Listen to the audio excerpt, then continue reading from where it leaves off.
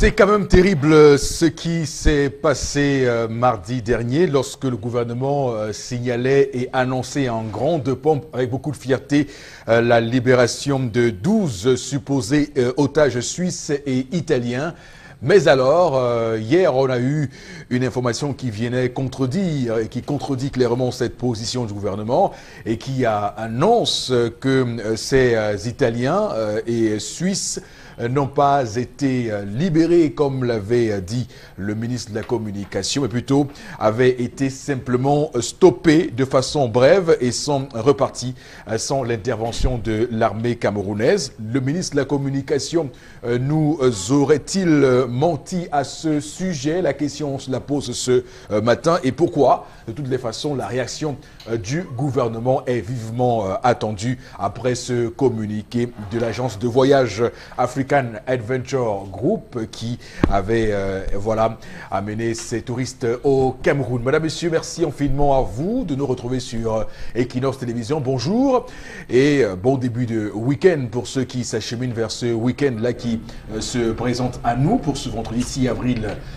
2018 qui nous rappelle un autre 6 avril, le 6 avril 1984, coup d'État manqué au Cameroun. On va d'ailleurs installer le panel comme chaque matin avec vous. D'abord, Charles-Amel Bachou, bonjour. Bonjour, monsieur Eric Fopoussi Degou. Bonjour aux téléspectateurs. Et bonjour à son Excellence, monsieur Gaston Elundou Essomba, ministre de l'eau et de l'énergie, remplaçant direct d'Atangana Basile Kuna. L'eau et encore l'eau, ça ne coule toujours pas.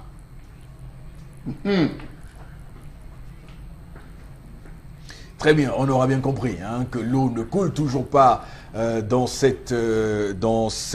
de nombreuses parties du pays, ce qui est extrêmement grave. Vous savez où se situe le problème, cher Lamel? C'est entre les mains du ministre. Vous insistez? Gaston Elundou Essomba, c'est entre ses mains. Il a reçu la confiance du chef de l'État lors du cabinet, la tenue du cabinet. Il a dit, gagnez, sachez gagner ma confiance. Si autant de ministres se succèdent à ce poste ministériel et que rien ne change, vous ne dites pas qu'il y a un problème ailleurs? Que c'est pas ailleurs qu'il y a le problème? Non, monsieur. Parce qu'on change les ministres, on change les hommes, mais le problème perdure. Monsieur Eric Fopoussi Negou, on parle de détournement pour son prédécesseur, qu'il utilise les moyens mis à sa disposition pour qu'au moins les principales villes soient au moins dotées d'adduction en eau de qualité. Très bien. En tout cas, on va creuser cette information dans cette émission, dans les prochaines éditions. En tout cas, on fera les 100 jours, comme on fera d'ailleurs pour Paul Atangadi, les 100 jours de Gaston Elundou Essomba, qui, comme vous le savez, était jusqu'alors DG de la SCDP. Également sur ce plateau ce matin, Florazé, bonjour. Bonjour Eric Fopoussi. Bonjour à vous sur le plateau et à nos chers téléspectateurs. Moi, j'ai une nouvelle qui m'a plutôt attristée aussi, celle de Haïti, où l'un des plus grands hôpitaux au monde a donc été construit de ce côté, surtout qui est éclairé uniquement grâce aux panneaux solaires. On se rappelle que Haïti a vécu le martyre depuis le 12 janvier 2010. Ils ont quand même réussi à se relever et à faire une telle initiative. Moi, je dis, je leur tire un grand coup de chapeau. Très bien. Également sur le plateau du Zénith ce matin, Baron Bengan, bonjour et bienvenue. Bonjour Monsieur Fopoussi Negou, bonjour à vous chers téléspectateurs. Je me pose la question de savoir si l'opposition qui a accepté d'aller à l'abattoir va se ressaisir cette fois-ci pour les prochaines séances électorales. C'est une question que je me pose simplement. L'opposition qui est allée à l'abattoir, je rappelle que c'était la une d'une des éditions du quotidien La Nouvelle Expression, une bien sentie d'ailleurs, une autre une avait suivi, celle qui parlait de la part du lion qu'allait se tailler le RDPC avec le nombre de sénateurs glanés lors de ces sénatoriales du 25 mars dernier. En tout cas, on en parlera dans cette émission et on va voir quelles sont les leçons à tirer pour l'opposition transition camerounaise en vue des prochaines élections municipales, législatives, mais également la présidentielle qui vont intervenir. Madame, Messieurs, installez-vous confortablement, le temps pour nous de vous livrer l'histoire du jour de Tendance Cogne, la voyageuse. Bonjour. Bonjour Eric, bonjour encore à tous ceux qui nous regardent du côté de Tchang. Bafoussam, je vais dire bonjour à Martin Foyan. Martin Foyan, bonjour mon père, et je vais dire ton homonyme en difficulté. Quand je parle de ton homonyme, c'est monsieur Martin qui est en difficulté. Parce qu'il y a les gens qui vont dire que Tendance va dire que Martin Foyan a les problèmes. Non, je parle de monsieur Foyan,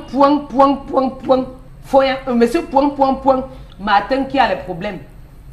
Voilà. Il y a des choses qui se passent ici dehors. Quand je parle comme ça, on va dire que quand je parle trop.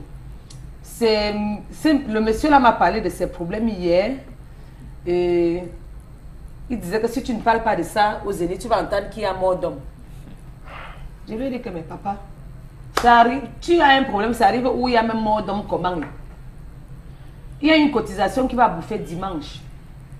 Et la cotisation là, il m'a dit qu'il a les projets, parce qu'on appelle les projets. J'ai dit que papa, explique-moi, oui, tu vas bouffer la cotisation dimanche. Les projets, c'est quoi? C'est comment? Tu comprends non, mon bon? Il me dit que il a appelé sa femme hier jeudi. Il a dit, bébé, voilà, dimanche, j'ai une cotisation, la cotisation que je cotise depuis la fin du mois là. Je vais bouffer ça dimanche-ci, à 15 h. Toi, tu penses quand tu comptes, tu crois qu'on peut faire comment de cet argent? Oh, madame lui a répondu que non, tu connais là ce que j'ai dans mon cœur depuis, ce que te demande depuis des années. Monsieur dit, ok, dis-moi, tu as quoi dans le cœur depuis des années? Elle dit que non, pardon. Comme tu bouffes la cotisation là dimanche, il faut que lundi on achète seulement une voiture. Et ils sont en location. Il dit que mais, j'achète une voiture comment quand toi et moi nous sommes en location? Il dit que non, j'étais déjà parlé de mes problèmes. Achète seulement la voiture. Il me dit qu'il a dit à son épouse que toi tu peux faire ta cotisation, tu achètes la voiture. Mais mes plans c'est que dès que bouffe-moi la cotisation de dimanche là, j'achète que le terrain commence à construire. Il a dit que non, que le terrain peut attendre. Que toi tu ne vois pas comment chaque fois, il faut tout prendre la moto, même pour aller laisser les enfants à l'école. Tu ne vois pas comment chaque fois, même quand je pars à la réunion, on prend tout la moto, on prend le taxi. Non chérie, non. Montre que tu es un homme vrai. Achète la voiture. Je ne peux plus. Il faut que tu achètes la voiture. Oh, il est devenu fou. Il dit que le comportement de son épouse fait en sorte que dimanche là, il risque de même plus bouffer ça. Vous avez la parole, pardon, donnez le conseil. Il dit que, vu son comportement, que la manière qu'elle a ne fait que dimanche, il risque de dire qu'il ne bouffe pas la cotisation. Pourtant, dans sa tête, il veut bouffer l'argent là pour acheter le terrain, commencer à construire avant de faire n'importe quoi. J'en ai terminé, Eric. Il a besoin de vos conseils. On parle ce matin d'un sujet qu'on va décrypter, qu'on va disséquer sur ce plateau, madame, messieurs, en ayant à l'esprit, hein, en ce qui me concerne moi, quand j'étais encore à la maison familiale, on me disait, et mes parents me le disaient en termes de conseils, mais aussi en termes d'injonction, écoute mon fils, la première chose que tu dois acheter et acquérir, c'est un terrain. C'est donc la terre, parce que la terre ne trompe pas au sens propre comme au figuré, parce que dans une blague, j'avais lancé de manière naïve comme ça que je rêvais m'acheter une voiture dès que j'aurais suffisamment d'argent. Et mon père de me répondre attention, ce n'est pas la bonne façon de procéder. Voilà, soit, ça c'est d'entrée de jeu. Mais ce qu'il faut dire, si on revient à l'histoire du jour, c'est que on est peut-être en face d'une femme qui est dans la spirale du m'as-tu vu, qui a envie, comme vous le savez, de montrer à ses amis, à sa famille, et cela rentre en droite ligne avec une conception, ma foi, très malencontreuse, qui veut que la voiture soit un signe extérieur, soit un signe extérieur de richesse. Je ne sais pas d'où on sort cette conception-là, je ne sais pas ce à quoi ça renvoie et pourquoi on a commencé à penser cela. La question, on va se la poser ce matin sur ce plateau. Je commence par vous, Bengan, pour vous demander d'ailleurs sur la question des projets. On va dire que l'homme estime que sa femme n'est pas suffisamment ancrée sur la question des projets, sur la question de la projection de l'avenir. Alors, vous nous dites quoi par rapport à ça? Non, je commence d'abord à dire que votre expérience personnelle montre à suffisance que, contrairement à ce que beaucoup de gens pensent, nos parents nous surveillent nos faits et gestes jusqu'au menu détail. Tout à fait. Voilà, vous pensez blaguer avec vos frères en jouant au billes ou je ne sais pas quoi. Papa vous dit non, viens, mon fils, ce que tu dis là, enlève ça de ta tête. Donc, la première chose. L'autre chose que je voudrais dire, c'est que quand notre compatriote a créé à Yaoundé l'association camerounaise des violences faites aux hommes, on a pensé que c'était ridicule, vous voyez. De la dérision. Voilà, vous voyez ce que vivent les hommes dans le foyer chaque fois.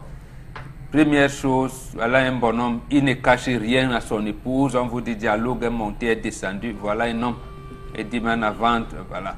Il donne même les projets, et la femme lui dit, laisse-moi tomber tout ça.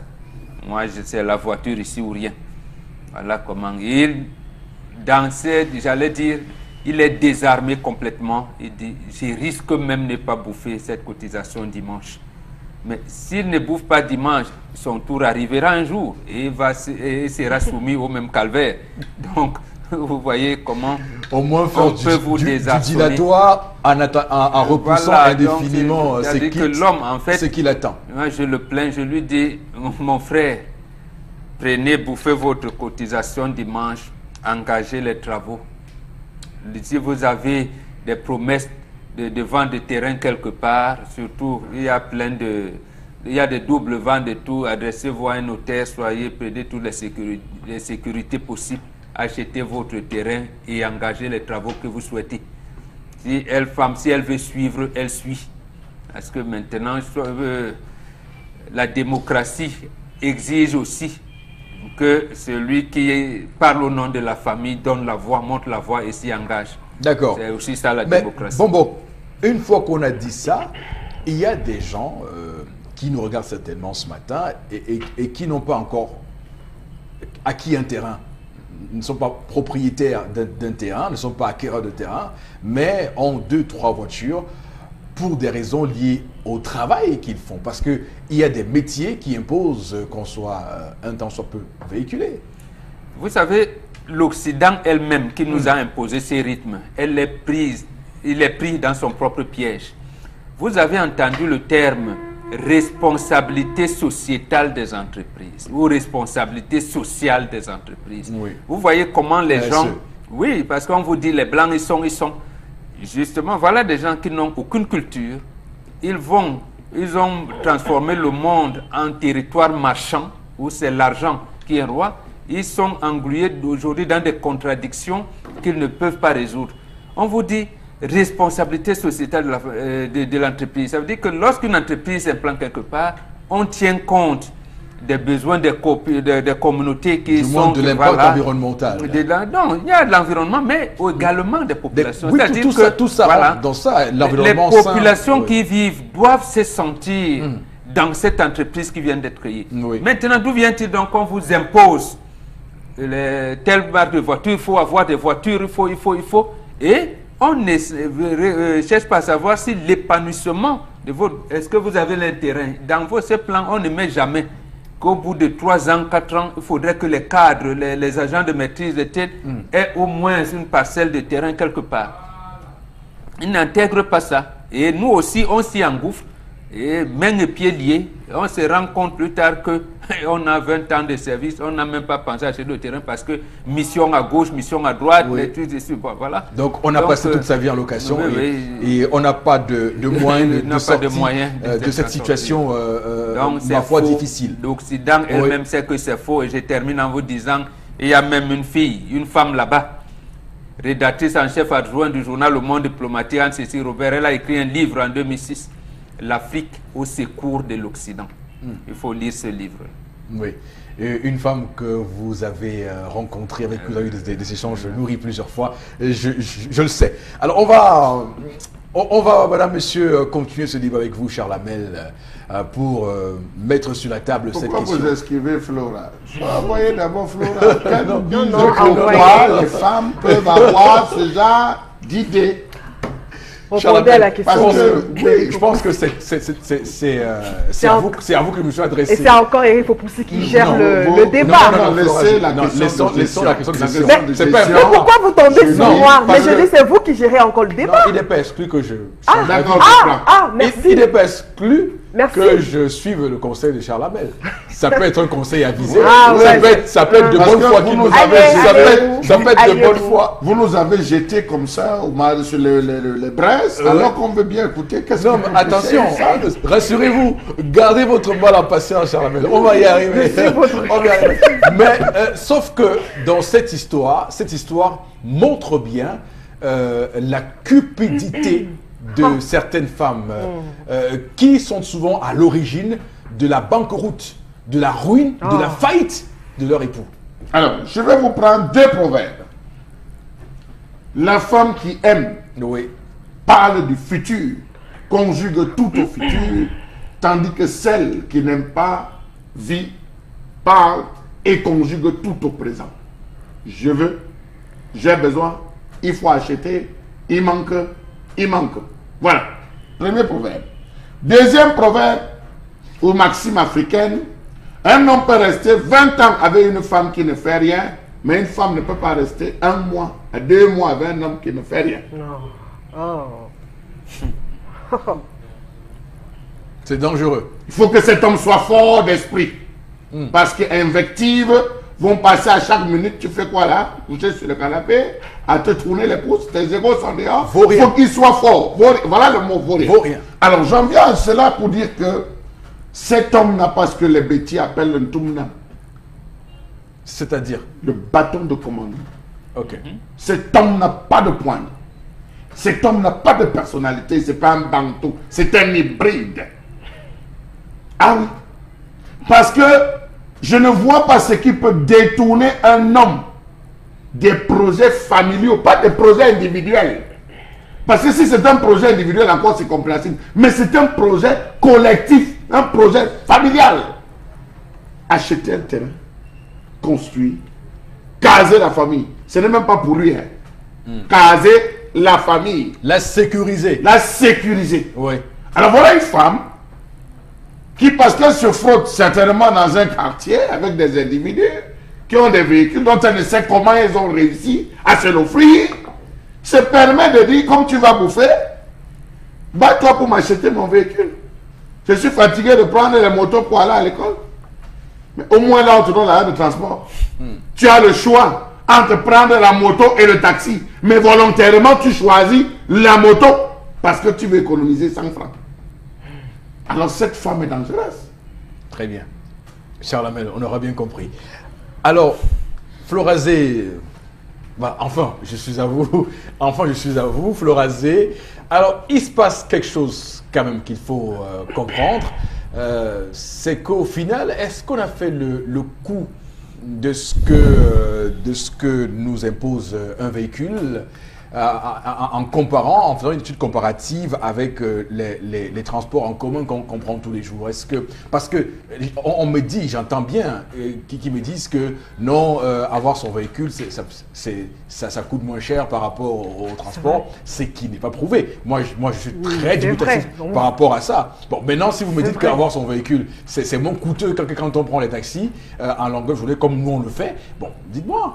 Ben oui, ça nous préserve de pas mal de choses. Non. Quoi, vous savez, par exemple, chacun... Ça préserve de quoi? Parce que vous savez, c'est chacun... Mais laissez-moi. Oui, ça préserve de quoi? C'est chacun dont... De la honte? C'est chacun... Vous voulez dire de la honte?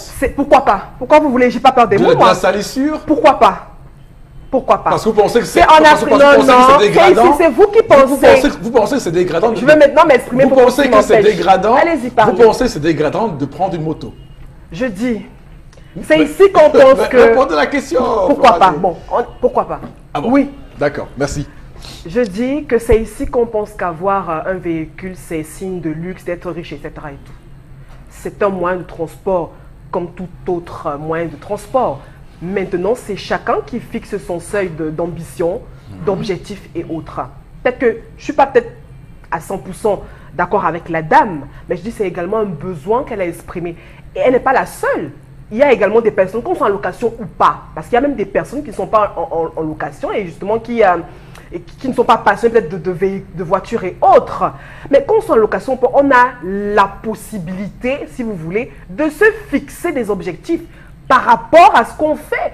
Je ne sais pas l'activité que le monsieur, la profession du monsieur, mais je crois qu'il devrait prendre en compte aussi la considération ou alors le petit détail de la dame, comme d'avoir un véhicule. Mais sauf qu'on a grandi, on est dans une société où quand on a un véhicule, tout de suite on dit « Ah, il est friqué, il a beaucoup d'argent et tout, c'est ça ». Sortons de ces idées reçues. Avoir un véhicule, et aujourd'hui, s'il faut justement venir sur les coûts, entre ce que vous payez, je ne sais pas moi, parlons des distances, et encore, il y a même des personnes qui sont en location.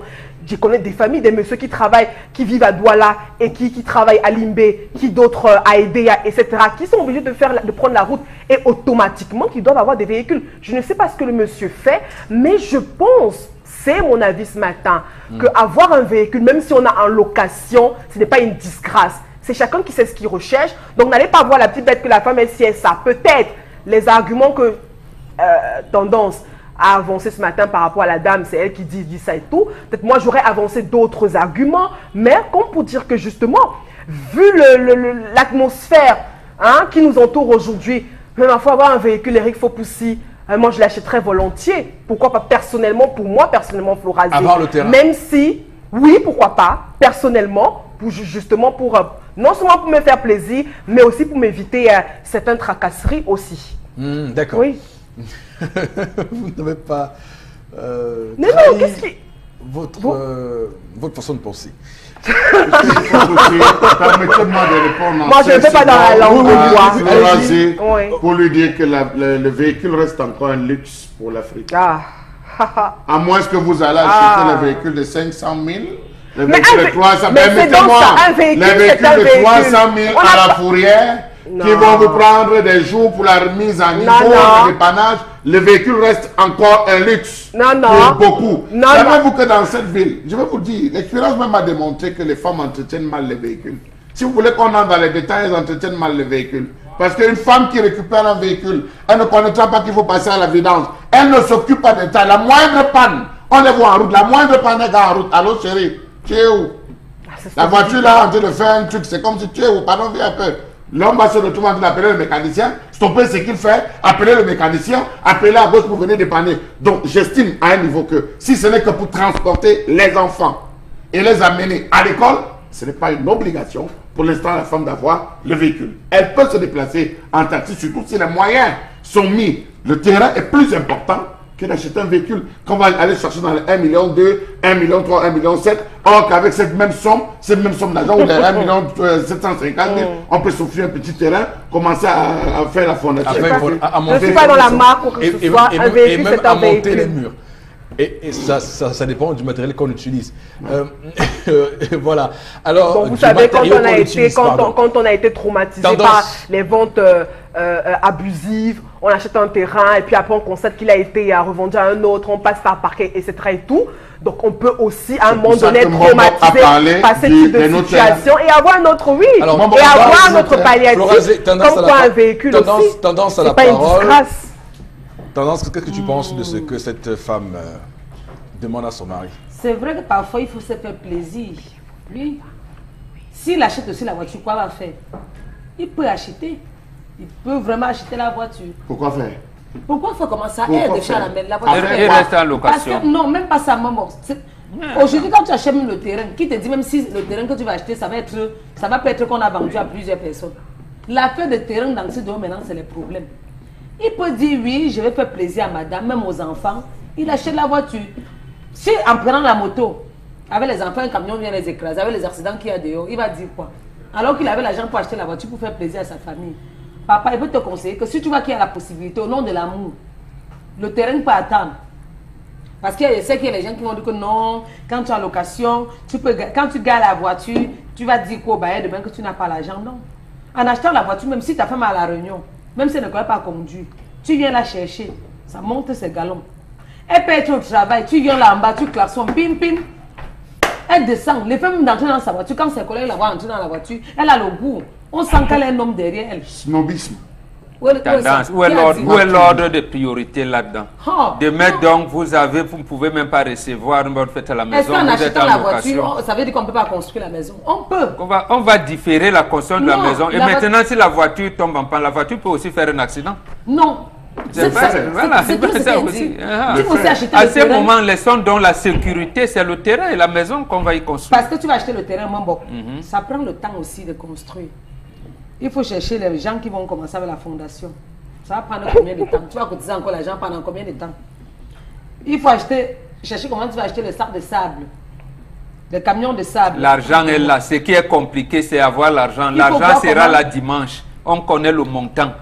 On Je ne sait... vais pas donner le montant. Si tu donnes le Mais montant, voilà, on j'ai dit... va agresser. Non, Dans- là, dans donnons cette pas le histoire, montant. il y a même beaucoup de choses qui, moi, quand je vois les gens Il arrivent faut dimanche, les planches. qu'ils prennent un terrain, qu'ils prennent un terrain. Pourquoi? S'il n'a pas encore les moyens de faire la fondation, qu'ils tapent un petit champ là-bas, ils sèment, je sais pas quoi, le maïs ou autre chose. Et puis, Il y voilà. a les planches Il y a- partout ici. On Ouais, peut faire donc, un petit... non, il faut un commencer d'abord à casier. faire Vous Au nom parlez de l'amour aussi. à faire un petit terrain, un petit champ pour, on va dire, joindre les deux bouts. La voiture À est la fin aussi du parce mois. que même en partant au village, On le met fait le d'aller dans carburant. les agences, tu mets le carburant au village, au moins tu voilà. es sûr que tu peux m'arriver à tu portes une personne, ça te met ton carburant. En rentrant, on charge la voiture, tu rentres avec. Ça aide que d'aller payer même dans les agences qui ne font que nous tuer sur nos routes chaque jour. Oui, la voiture, moi je vois que la voiture aide. Il faut dire que ça pose un problème crucial et c'est l'occasion pour moi de dire à l'État, au gouvernement tout entier, aux 369 ou 99 ministres qui sont passés, qu'ils ont loupé. Ils ont véritablement loupé la donne. Regardez la façon avec laquelle tout est groupé dans une seule zone. À quoi? Je prends le cas de Douala. À quoi? Les gens vont de Bonabéry. À quoi? Les gens vont de Yassa. À quoi? Péta 16. Péta 16. À quoi? Les gens vont de Péta 21, 31. À quoi? Les gens sortent de Limbe. À quoi? Tout est concentré. Banga, Djombe, tout est concentré dans une seule zone. À quoi? Pourtant, on pouvait délocaliser.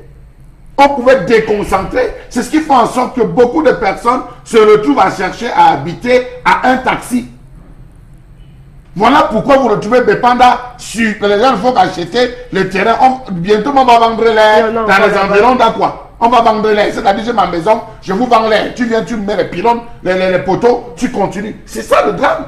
Il faut penser à un plan d'urbanisation. On a besoin véritablement d'un véritable plan d'urbanisation pour éviter délocalisation, pour permettre à tous de pouvoir travailler. La voiture, les voitures qu'on vend là, ce sont les qui achètent. Donc vous voulez me dire que tous ceux qui ont les voitures là et qui sont en location, ils n'ont pas le droit d'avoir la voiture, c'est ça? Ouais, c'est ça. Oh, vous me faites rire en anglais.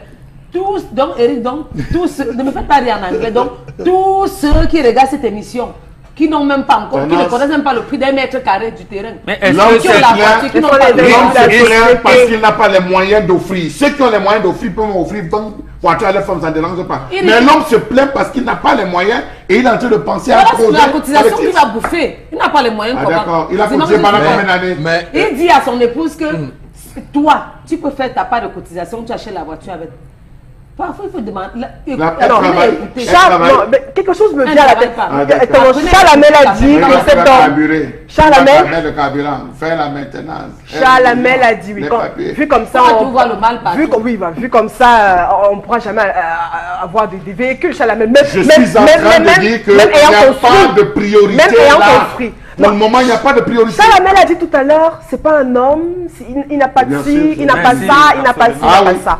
je l'ai dit. Mais je vais vous dire, Charles Hamel, c'est un homme. Dites-moi. Parce que pendant que ce monsieur, vous dites qu'il n'a pas de moyens, se privait de tout pour la cotisation, pour ses tontines et autres, ailleurs, il avait donc derrière lui, il avait une femme justement qui prenait sur elle soit peut-être de nourrir les enfants, peut-être de payer le loyer, etc. Et tout. Qui Voilà payait quel pourquoi. loyer? Une femme Voilà, qui doit payer le loyer, c'est un quoi. exemple. Voilà Ne prenez pourquoi pas il cet revient. exemple. Voilà C'est pourquoi il d'accord. revient. Voilà pourquoi il revient auprès de sa femme pour lui dire, ok, la tontine là que tu connais, on fait comment maintenant? Et la femme Elle a a aussi. la voiture. Mais oui. Oui. Elle a la possibilité de s'exprimer, même si elle peut donner d'autres arguments.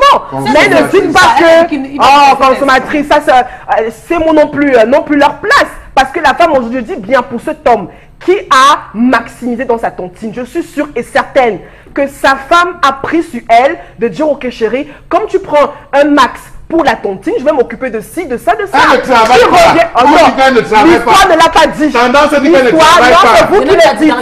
L'histoire ne l'a pas dit. Mais même si le travail, c'est quoi? Mais on dit, travailler, c'est quoi? Elle peut faire une petite activité. C'est mauvais qu'un homme dise à son épouse, à sa famille, pour mieux, je vous mets en sécurité en aidant dans votre... Non, ce n'est pas ce que j'ai dit. C'est ce que vous êtes en train de dire. Non, c'est parce que j'ai dit, il doit également hériter. Les dépenses... Il bouffe combien? Il va bouffer combien? Je ne sais pas. Donc, il peut peut-être payer, oui. Le montant de la tontine. Il peut peut-être faire plaisir à sa femme d'acheter une voiture. De toutes les manières. Encore que les deux auront justement à utiliser ce véhicule. Il n'y a pas de démocratie en famille. J'ai utilisé le mot démocratie. En fait, c'est d'entre guillemets, l'homme, tu fais ce que tu as fait. C'est tout. Elle suit, elle ne suit pas, elle part. C'est trop facile. C'est facile de dire pas. Oui, c'est trop facile. Puisqu'elle va tenir un conseil de famille, je ne vois pas cette femme en train d'avoir raison. C'est quand même assez révélateur. C'est quand même assez révélateur des relations aujourd'hui. Au Cameroun, et c'est dangereux le chemin vers lequel on s'achemine en ce moment. Mais on ne va pas continuer à épiloguer sur ce sujet. On va prendre avec vous, Florazé, quelques réactions des téléspectateurs qui, eux aussi, souhaitent avoir voix au chapitre. Il y en a tellement. Je vais commencer par celui-ci, avec le bonjour. Alors, qui dit n'allez pas acheter le terrain partout où justement où vous êtes affecté. Allez-vous acheter un terrain de ce côté. Comme quoi, si vous êtes affecté, est-ce que... Voilà. Non, c'est une question que... C'est même ce qui est recommandé de faire. Voilà. C'est même ce qui est recommandé. S'installer, se sentir chez soi, partout où on est au Cameroun. D'accord. Ah oui. Ça, c'est de l'intégration nationale. L'intégration nationale. Ça, c'est vrai. Construire. Vous êtes affecté à Marois, vous faites une maison à Marois. Vous êtes affecté à Gandéré, vous faites une maison à Gandéré. Mais en combien d'années ça? Non, en combien d'années? On va partir sur le débat. Cette femme ne voit pas plus loin. Mais j'attendais, je ne vois plus loin que le bout de son nez. Mais je lis dans la vie. Il faut une gestion des priorités. Et je suis...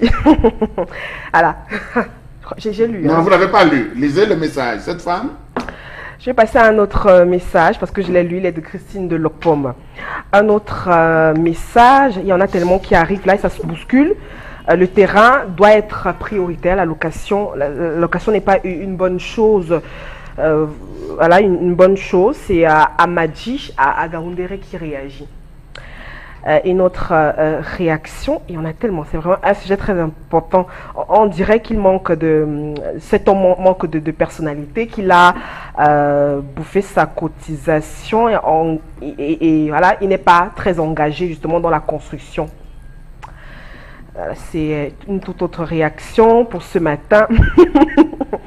Alors, il y a Niébé, voilà, depuis Marois, qui pense que cet homme, justement, n'a pas de véritable priorité, que d'aller demander à sa famille. Il aurait pu agir, lui, indépendamment.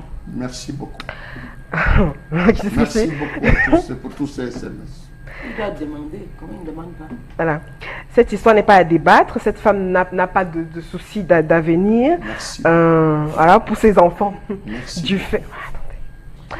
Du fait que son mari se propose de lui faire un toit, mais elle se soucie des futilités. C'est Steven depuis PK11 qui réagit. Merci beaucoup. Je vais arriver jusqu'au bout. Alors, je crois que en aucun cas la voiture peut être plus importante qu'un terrain. Donc, c'est Donald à Yaoundé qui réagit. Toujours, merci. Vous faites l'inventaire des messages. Des messages. Vous voyez que je suis objectif, je lis tout. Non, même si, voilà. Bonjour, je conseille à l'homme d'acheter son terrain, voilà, car la sécurité foncière de la famille, il dépend. C'est un donc la femme, si elle veut non, pourquoi? Je suis objectif. Vous voulez que je...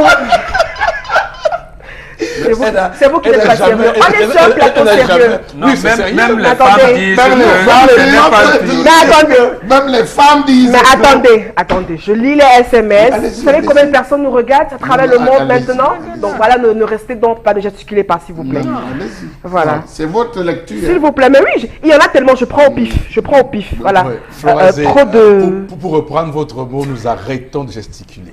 Allez-y. Voilà, merci monsieur Eric Fopoussi. Il y en a tellement, je ne me retrouve même plus. L'irresponsabilité de cette famille est dans les gènes. L'homme qui s'échappe sagement et remet la gestion à la femme. Bon. Merci beaucoup. C'est que l'homme ne peut pas dire que ma femme me tape. En réalité, la honte que nous avons dans nos familles, vous ne pouvez pas imaginer. Voilà, et il y a d'autres, bon, je commence par voilà.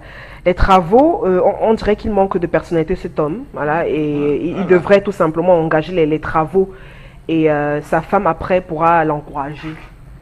Voilà, merci beaucoup. Hein. J'espérais laisser durer le suspense et voir s'il y a un message. Non. Vous voulez Non, mais le temps, nous n'allons pas. Voilà, je suis d'accord. Oui. Vous voulez Non. On avance.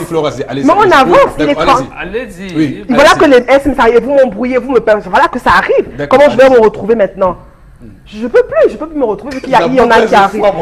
Voilà, c'est tout pour cette première partie de votre programme, le Zénith. Merci infiniment de nous faire confiance. À tout de suite pour la suite, justement.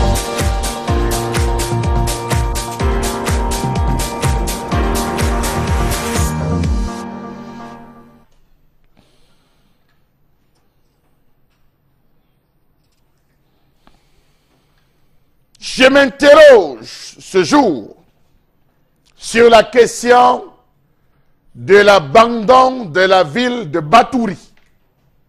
Après Yokadouma, j'ai fait une halte à Batouri. Je m'interroge ce jour sur la négligence complète de la ville de Mbatouli. Si vous voulez, en langue mbaya, on dit Mbatouli. Mais en français, ça donne Batouri. Qu'est devenue cette ville, chère à des personnalités comme M. Doupierre, M. Lovette Jean, Sabaleko Félix, secrétaire d'administration, premier administrateur noir et premier préfet du département du Lom et KDI, comme ça s'appelait à l'époque. Je m'interroge sur l'abandon de l'une des premières villes de l'Est Cameroun. Comment comprendre le fait qu'il n'existe à ce jour aucune présence d'école, à l'exemple du lycée Leclerc de Yaoundé, de centres de santé ou même de monuments qui dateraient de l'avant-indépendance? Voilà Batouri. Voilà l'axe qui va à Batouri, chez M. Marigombois, feu Marigombois. Savez-vous que cette ville, créée le 19 novembre 1928, fut le premier chef-lieu de la région de l'Est de 1928 à 1960. Comment comprendre la décrépitude de la ville de Batouri alors que depuis près de 35 ans, Bertois, Batouri, Abomban, Yokadouma donnent leur voix à 99,99% au RDPC. Comment comprendre le fait qu'à Batouri, les transports en commun sont inexistants? Il faut composer avec les mototaxis devenus des taxis brousses. Comment comprendre le laxisme observé dans le déclenchement des travaux sur l'axe Bertois, Batouri, Kenzu, Yokadouma, Mulundu? Le plus important de toute la région, dont le désenclavement causera une révolution économique de toute la région et du Cameroun tout entier. Comment comprendre le fait que les entreprises et commerces de cette localité usent de groupes électrogènes, tandis que certains ménages continuent à s'éclairer à la lampe tempête? Comment comprendre que les habitants de la ville de Batouri font souvent des semaines, voire des mois, sans énergie continue, alors que c'est la même région que l'un des plus gros projets électriques a eu lieu? C'est dans cette région. Lompanga, c'est là, mais ils n'ont pas d'énergie. Savez-vous que la ville de Batouri, dans la région de l'Est, est plongée dans l'obscurité depuis des lustres?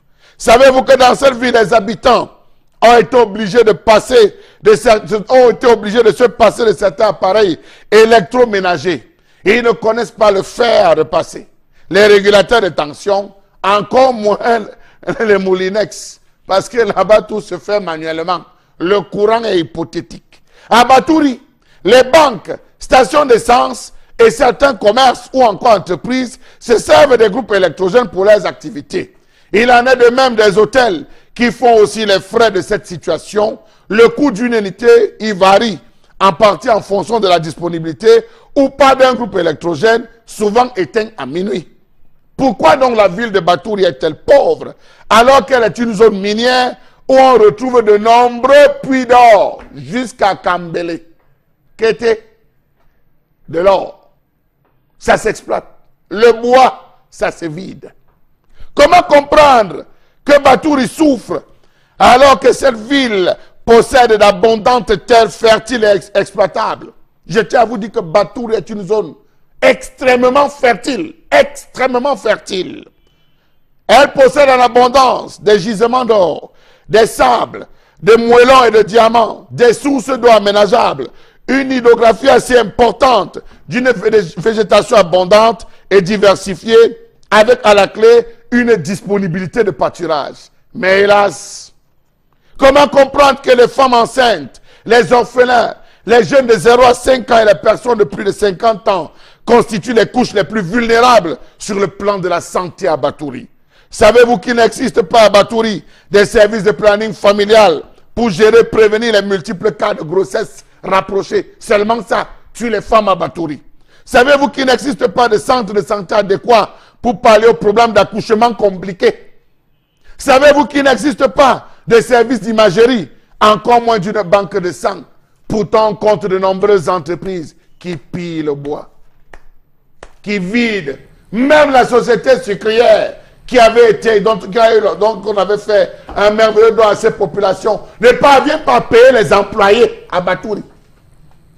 Que dire alors de l'aéroport de Batouri, complètement abandonné par les autorités administratives au détriment de l'aérodrome de Bertois? Oui, le plus grand aéroport de l'Ouest, c'est à Batouri. Fouillez l'histoire.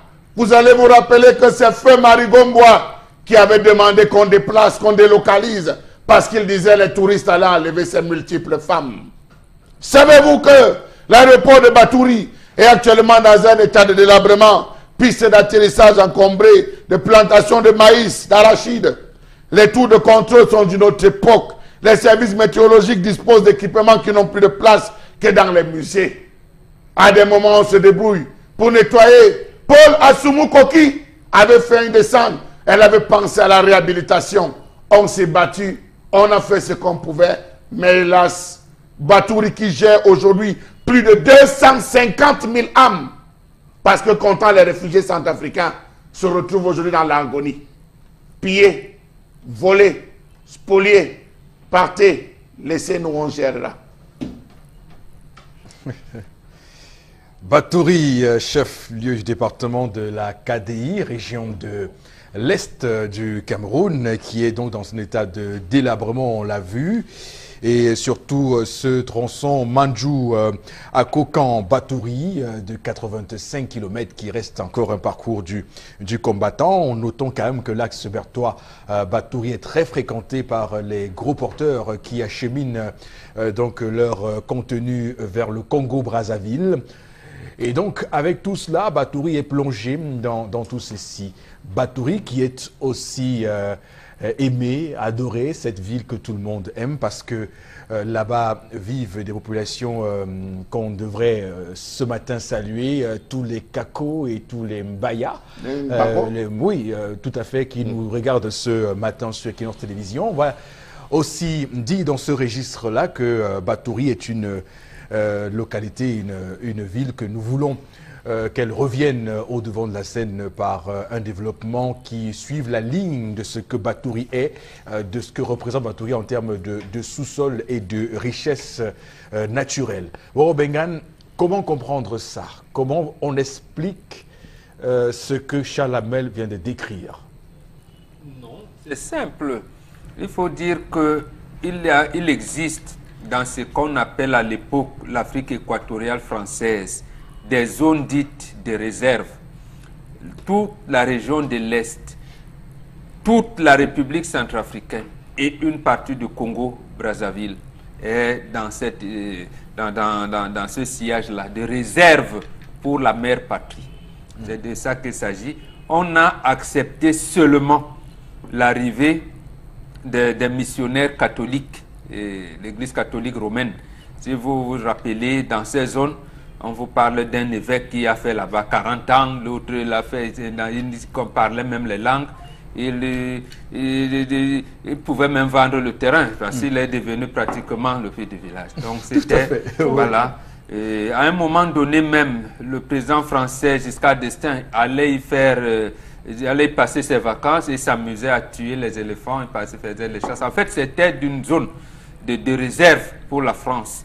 Et c'est pour ça que les personnalités comme Jean Ziegler s'étonnent du fait que le Niger, le Bangladesh, la RC, la République centrafricaine sont les pays les plus pauvres du monde, plus la Birmanie. Mais le Niger produit 60% de l'énergie produite en France, consommée en France. L'uranium. Voilà. L'Est du Cameroun, la région de Ouezo et toute la République centrafricaine. Donc, vous avez entendu parler du diamant de Bokassa avec Giscard d'Estaing. Donc, en fait, permettez l'expression, la France avait réservé ça pour puiser facilement certaines réserves et tout pour que si on nie, comment je veux dire, si on désenclave la zone, comme le préconise Charles Hamel, et je suis de cet avis, ça va donner un essor économique important et ça va amener, vous qui êtes curieux, à voir que les hélicoptères français viennent nuitamment, ils vont retirer ceci et cela. Donc, on laisse aux prêtres le soin de vous amener prier avec vos chemins de croix, avec les... Vous revenez dessus. Vous pouvez regarder la cartographie de l'Église catholique romaine, vous verrez les prêtres, notamment belges, et tout ça, qui sont restés. Donc, c'est une réserve, pour répondre directement à votre question, c'est une réserve de la mère patrie. On veut cacher le trésor. Oui, réserve de la mère patrie. C'est pour cette raison que même pour les coupes de bois, des sociétés comme les filles du groupe Tanry, du groupe Rougier, ils préfèrent que les camions s'embourbent pour montrer comment ils souffrent, pour vraiment vouloir sortir pour décourager de potentiels autres investisseurs. Et l'autre chose qui se rattache à ça, là où Salamel et moi nous dénonçons l'occidentalisation, il s'est passé au 19e siècle. Pas ça, beaucoup de gens ne le comprennent pas parce qu'on veut donner la possibilité à nos élites d'émerger. Non, les élites n'ont pas vocation à créer le développement, mais plutôt à voler le peuple pour s'accaparer des richesses. Il y a une théorie qui est née avec Wilfredi Pareto et Gaetano Mosca au milieu des années du 19e siècle. C'est eux qui ont conçu le concept d'élitisme. Tout simplement parce que la bourgeoisie venait de renverser l'aristocratie au pouvoir. La même bourgeoisie était menacée par les prolétaires, voilà, qui étaient animés des idées marxistes. Parce qu'évidemment, au début du XXe siècle, on a vu la révolution bolchevique en Russie. Voilà. Donc c'était dans un absolument. La bourgeoisie avait donc peur que la classe ouvrière vienne les enlever. Ils ont donc créé ce concept d'élite en vous disant, mais de toutes les manières, le peuple ne réfléchit pas. Vous entendez souvent les gens développer ça. Alors, c'est le peuple qui est la référence. Mais on vous dit non, le peuple ne réfléchit pas. C'est une minorité d'élite qui doit prendre en main le développement et pour tirer tout le monde.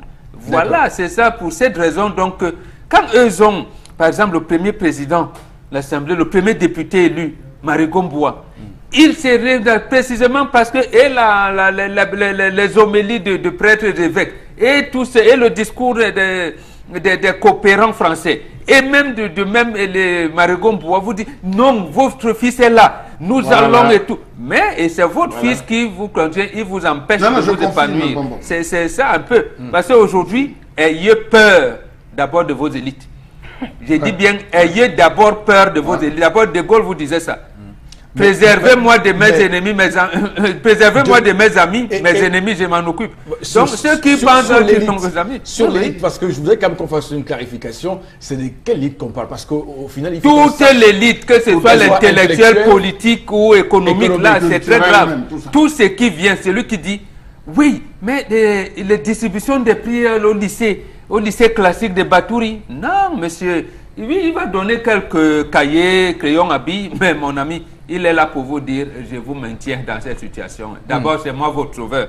D'accord. Alors, Charles, on a bien compris hein, ce qui peut expliquer ce désenclavement, on va dire, cette poisse que Batouri colle. Comment poisse? Cette volonté de maintenir Batouri, vous êtes diplomate. En 1960, chef du département de l'Est, le chef-lieu. Oui. Vous ne pouvez pas jouer. C'est Marigombois, parlant de l'élite, c'est Marigombois qui dit que non. Tout ce qui va arriver là, j'ai trop de belles femmes, c'est mieux. Mettez ça à Bertois. On allait faire là, le dôme de Bertois. Allez voir. Souvenez-vous que quand Bozizé chute, en Centrafrique, il atterrit où? C'est à Batouri. Soit Bozizé, oui. C'est à Batouri qu'il atterrit avant de rejoindre Yaoundé. Yaoundé, oui. Je vous assure, vous n'êtes pas encore, peut-être vous n'avez pas fait un tour dans cette zone de Batouri. Non, pas encore. Je vous assure que Batouri, moi pas encore. Je vous assure en termes de tourisme, l'Est a offert, la ville de Batouri a offert. Oui.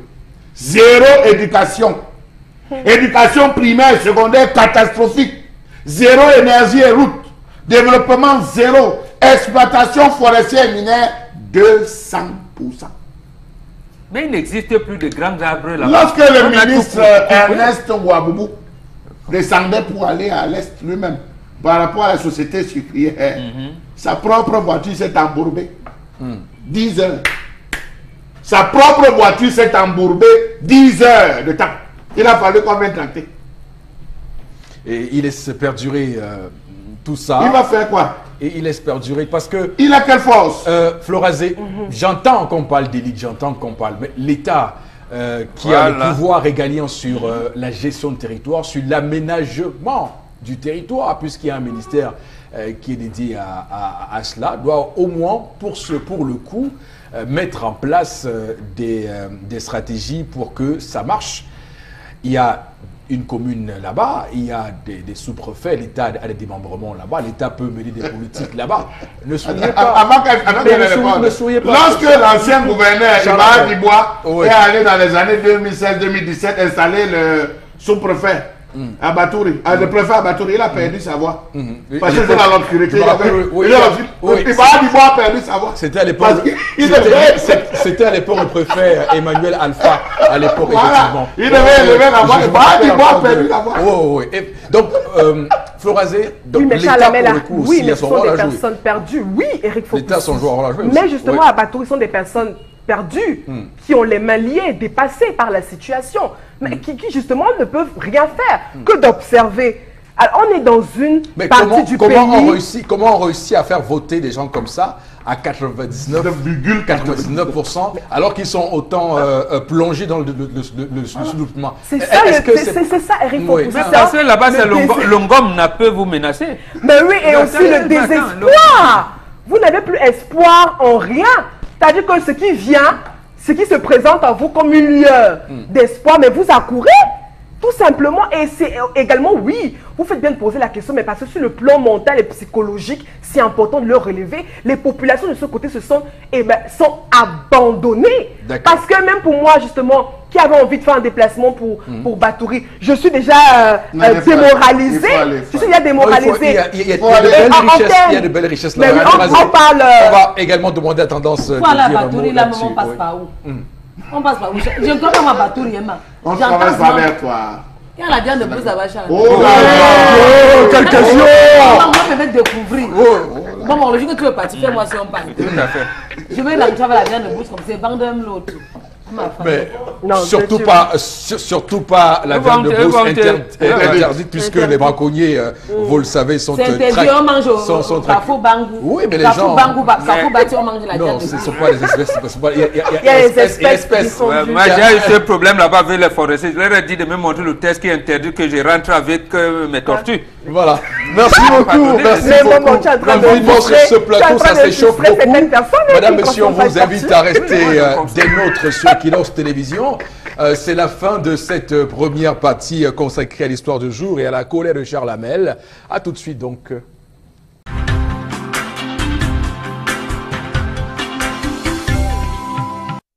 Donc sur le plateau du 10-12, le Zénith. Bonjour madame, monsieur, et merci de nous renouveler votre confiance comme vous le faites en ce moment. Nous démarrons cette deuxième partie de l'émission reconnue d'utilité publique avec cette pensée qu'on a pour toutes les populations de Batouri, département de la KDI, région de l'Est Cameroun, qui, j'imagine, ont encore besoin de nous sur ce plateau pour continuer à porter le plaidoyer, pour continuer à porter le message d'espoir et qu'on finalement voie de plus près les besoins sociaux de base de ces populations.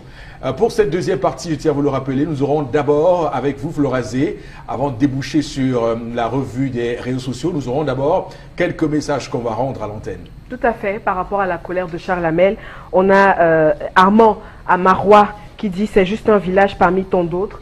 Et il cite l'une des phrases du président de la République qui dit que quand Yaoundé respire, le Cameroun vit.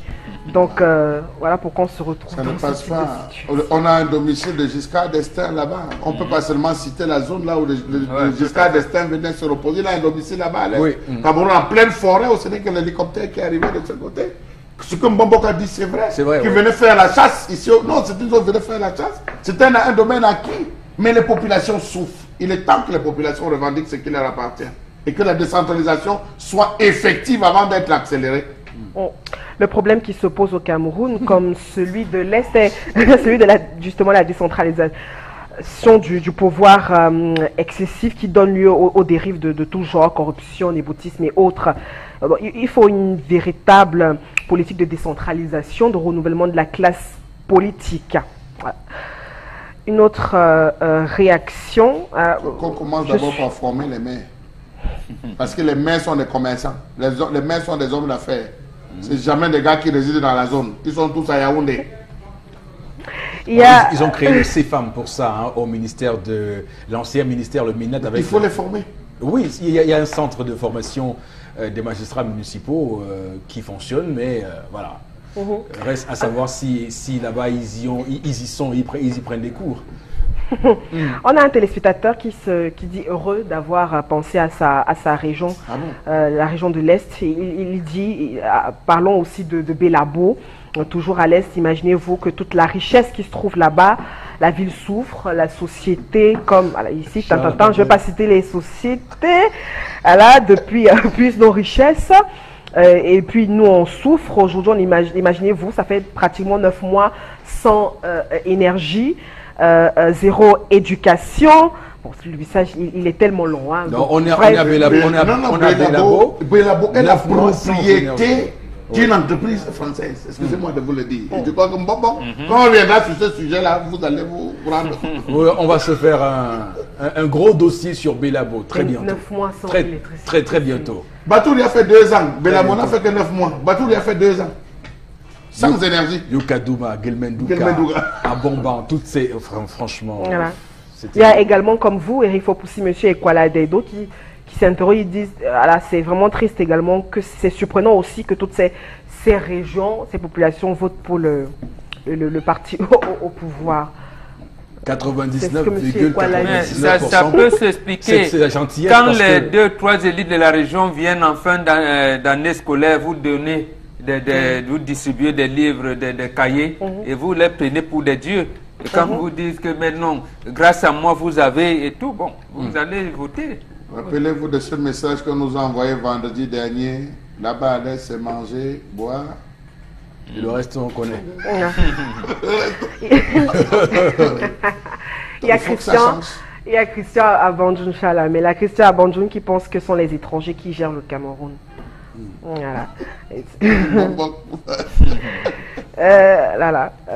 Donc, qu'ils assument tout simplement un renouvellement. Il faut une véritable politique de décentralisation, un renouvellement politique, voilà, pour sortir de ce problème. La décentralisation est effective avant d'être accélérée. Voilà.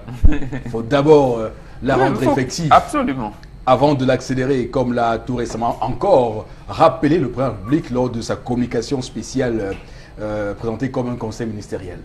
Voilà. Il y a monsieur Charles Aimé Abonabéry qui pense que cet homme aurait tout simplement dû faire une surprise à sa femme en achetant le terrain et tout. Voilà. Non, il aurait dit qu'ils n'ont pas dialogué. Non, il a bien fait de dire. C'est que oui, il a tout gâté. Non, il a bien fait de dire. Là, vous allez sauter sur nos coups ici. Il n'a pas dialogué. C'est que ça va faire que quelqu'un m'appelle et lui dit. Florazé elle-même devrait se rendre compte que quel que soit le confort dans lequel on veut mettre la femme, elle-même choisit de s'opposer.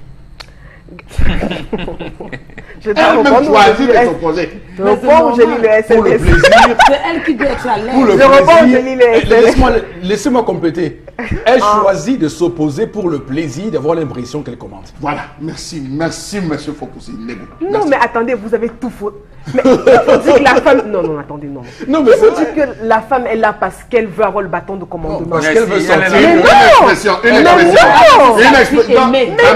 Chalamel. Je te donne un exemple. Pourquoi je dis que le combat est possible? Vous vous battez contre qui? Pourquoi vous redoutez la femme? Tu rentres tôt. Aujourd'hui, vous êtes gâtés. Tu rentres tard. Elle ne voulait pas te laisser. L'homme de ce Chalamel.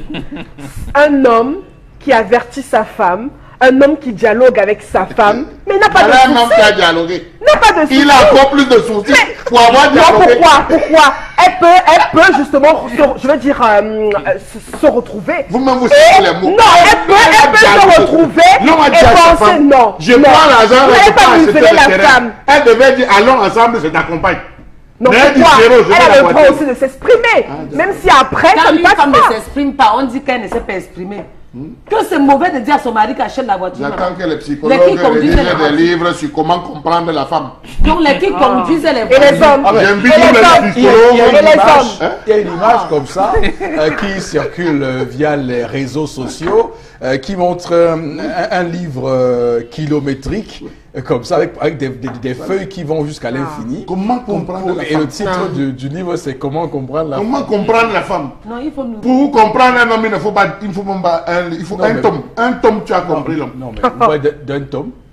Mais elle-même, la femme, Chalamel, un petit feuillet. Monsieur Fopoussi Negou, un conseil. Vous vivez 6 mois avec la femme, elle vous connaît au détail.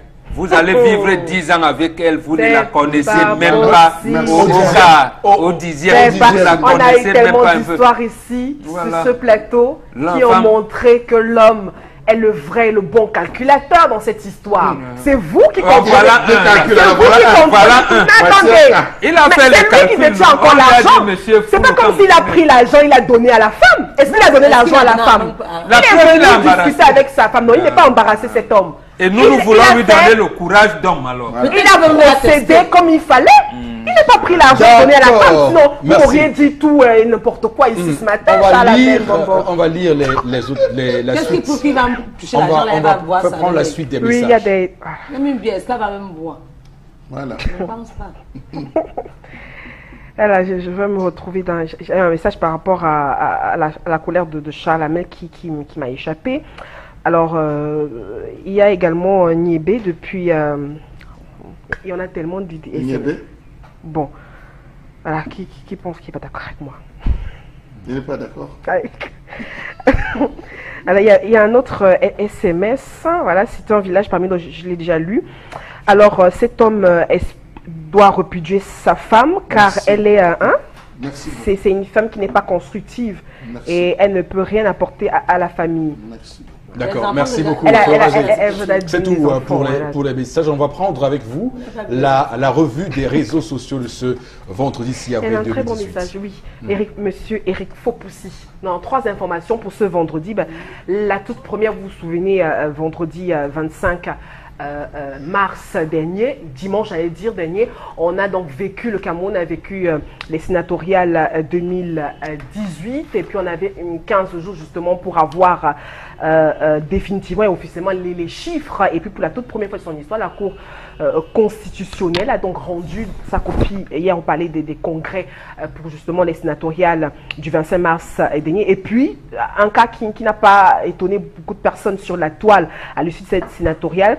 Constatation, on a constaté tout simplement que le RDPC a pratiquement tout raflé et puis de l'autre côté on a l'opposition qui vient en minorité et puis avec 7766 voix, en tout cas le RDPC obtient 63 sièges au Sénat. Et puis, d'un autre côté aussi, on a donc le SVF, quant à lui, 7 sièges pour 8,62% de suffrages. Il y a des interrogations qui naissent justement à l'issue de cette information, en tout cas aussi pour le Cameroun, un fait très important pour le Cameroun. C'était déjà prévisible, cette hégémonie du RDPC, qui n'est donc plus à démontrer, disent certains sur la toile, et puis certains déplorent aussi qu'il n'ait pas eu une véritable opposition pour justement rafler autant de suffrages. Et puis d'autres interrogations, à quoi sert justement l'organisation des élections au Cameroun lorsque on sait que le système est verrouillé d'avance. Certains qui s'interrogent sur la question. Donc le RDPC a la majorité des conseillers municipaux déjà dans toutes pratiquement les régions du pays. Donc certains estiment que c'est un non-lieu. Alors, cher Ahmed, je commence par vous ce matin. Quelle leçon vous tirez de ces élections sénatoriales de 2018? Une opposition endormie, une opposition en état de léthargie, une opposition qui se cherche, permettez-moi l'expression, parce qu'elle va certainement se rendre compte que le RDPC n'est plus à son niveau. Ils sont en train de préparer déjà 2023, comme le rappelait quelqu'un. Sur 10 626 conseillers municipaux, vous vous attendez à ce que le RDPC perde. Il n'y a pas lieu de faire, comment je veux dire, le résultat était là. Le résultat était là. Le RDPC a 303 communes. Tous les gars ne pouvaient que redonner au RDPC ce que le RDPC les donne depuis, c'est-à-dire la victoire. Il y a eu un vote 100%, ils ont eu 100%. Je vais prendre la zone de la mi-fille, on va prendre la main noire, on va prendre toutes ces zones, on fait un vote à 100%. Le RDPC a eu 100% dans toutes ces votes. Et je ne compte pas les autres zones où, comme à Yabassi, même ceux qui étaient du côté de Nao se sont retrouvés à être, n'est-ce pas, en train de voter et de donner leur voix. Oui, il faut le dire. 7666 conseillers aux voix contre 10 626. J'enlève les abstentions. Vous voyez que la victoire du RDPC était déjà là. Donc ne parlez pas de razzia, ne parlez pas de victoire écrasante. Dites seulement que c'est la continuité. Donc, Borobengan, vous, quelles sont les leçons que vous tirez de ces sénatoriales avec la proclamation hier des résultats définitifs? Après 27 ans de retour au multipartisme dans notre pays, si l'opposition ne sait pas tirer des leçons, c'est son problème. C'est son problème. On va vous parler là des oui, mais absolument, c'est son problème. Parce qu'ils ont pris la charge de nous conduire vers les meilleures destinées pour notre pays. Ils nous ont promis qu'ils allaient enlever ce régime qui opprime, oppresse et paupérise le peuple. Ils ne parviennent pas 27 ans après. Il faut bien qu'on les interroge. Il faut bien qu'ils répondent. On parle de 15 élections organisées depuis 1992 et 15 toutes perdues par l'opposition. Il faudrait bien. Et c'est là où l'autre chose, j'appelle donc à l'éveil citoyen. Comment les Philippe Nanga, Jean-Marc Bukoko et autres, comment ils doivent, voilà, Hilaire Kamga, peut-être même Cabral, lui, puisqu'il est encore dans la société civile, comment ils vont amener l'éveil citoyen pour que là, les politiques ne nous amènent pas à l'abattoir, parce que là, c'est toute la politique, pas seulement le RDPC. Le RDPC et les autres partis politiques sont en train d'amener le peuple camerounais dans l'abattoir. Il faut bien qu'on ait un sursaut de survie. De survie, voilà. Absolument. Mais l'autre chose que j'ai retenue, qui m'a intéressé, l'UDC en allant a dit, nous on sait qu'on va perdre. Mais comme c'est une manière, pendant la campagne électorale, nous allons profiter pour dire au peuple camerounais quelle est notre manière, notre vision de ce qu'on appelle décentralisation. Et ils ont parlé, comme disait Charles Ahmed tout à l'heure, la régionalisation. C'est-à-dire que pour l'UDC, Union démocratique du Cameroun, il faut renforcer la démocratie au niveau des régions. Là, c'était une très bonne chose. Là, je pense que si on en a, il peut donc aller maintenant dans la plateforme avec de l'opposition, commencer à imprimer pour les prochaines municipales législatives qui arrivent. Oui. Et l'autre chose qui m'a aussi intéressé, c'est l'orientation donnée par l'Union des populations du Cameroun UPC. Ils ont dit, nous n'allons pas gagner. Mais notre problème, c'est de montrer au peuple que notre problème n'est pas interne à l'UPC. que Paul Lipote est soutenu par notre ennemi, le RDPC, qui était l'allié de Kodok. Et effectivement, là aussi, eux, ils avaient raison. Parce que vous avez vu le secrétaire général du comité central du RDPC réunir les partis de la majorité présidentielle, Amadou Moustapha, Issa Chiroma Bakari, Bello Bouba, mais pour le compte de l'UPC, on appelle Paul Lipote. Alors que lui, Jean Koueté, qui est du parti au pouvoir, sait pertinemment que l'UPC a tenu son congrès en octobre, qu'il y a ses dirigeants dont les résolutions ont été, ont été pris acte. Prise acte a été fait par le MINAT qui est là, et lui qui... Alors là, ça montre clairement, et là je demande également aux UPCistes, laissez donc le combat, jetez-vous à l'eau. Mettez-vous, sachez donc maintenant que l'alliance avec le RDPC, ça ne correspond pas. L'autre chose, je termine par là. Tous ces partis, UNDP, SDF, non pardon, pas SDF, FSNC, ANDP, doivent donc se rendre compte que le RDPC n'est pas leur allié. D'abord, le RDPC n'a jamais dit qu'il était leur allié. C'est lui qui dit qu'ils sont les alliés du RDPC. Or, dans les pays sérieux, vous avez parlé de la France tout à l'heure. Lorsque vous venez aider Martine Aubry qui investissait François Hollande, avec les gens, on vous dit, dans telle circonscription, vous n'investissez pas les candidats. Vous nous laissez cette municipalité. Les communistes leur disent, oui, on va voter Hollande. Mais là, pas de candidat aux législatifs. C'est nous qui allons présenter nos candidats. Mais ici, le RDPC vient, voilà, le RDPC vient en compétition contre ses partenaires, des partis qui prennent, voilà, ses propres alliés. Et là, je pense qu'on peut se rendre à l'évidence. On peut parler aussi de la, comment on va dire, hein, du SDF qui est un peu perdu. Qui doit se réveiller véritablement avec les élections municipales et législatives qui arrivent pour grappiller un nombre de conseillers municipaux. Justement, vous avez raison. Le RDPC est en train de faire au SDF ce qu'il a fait à l'UNDP. Voilà. Le confinement du SDF dans la région du Nord-Ouest seulement. On l'a confiné. C'est-à-dire que même les anciens maires de Tchang, Sonkin qui venait d'être député, il n'a pas gagné. C'est-à-dire que dans toutes les communes de la Ménois, le RDPC n'a aucune. Dans le SDF, pardon. Dans le Bambou, tous, la même chose. Dans la MIFI, quelques. Seulement. Vous vous rendez compte? Ça veut dire qu'en fait, le SDF doit aujourd'hui faire son aggiornamento en disant on nous a confinés là-bas. Regardez même comment on les a ridiculisés dans le sud-ouest. C'est ça, je dis, c'est extrêmement grave. Ça devient un parti uniquement du nord-ouest, comme l'UDC est parti du Noun. Et on est même en train de grappiller dans le Noun, puisque l'UDC ne contrôle même plus les 5 députés. Il faut vraiment que le on arrive entre les lignes dans ce moment. Absolument. Alors, on va se projeter sur les prochaines échéances électorales. D'abord, celle qui va arriver en 2023, c'est plus loin, mais c'est important de comprendre que les sénatoriales 2023 vont se jouer lors des municipales qui arrivent là. Donc, pour ceux qui souhaitent avoir gain de cause en 2023, c'est déjà maintenant qu'il faut préparer ça. Alors, quelle est la bonne solution, Bengan, pour l'opposition d'espérer quand même avoir plus que ce qu'elle compte actuellement comme commune sur les 3 communes que compte le Cameroun?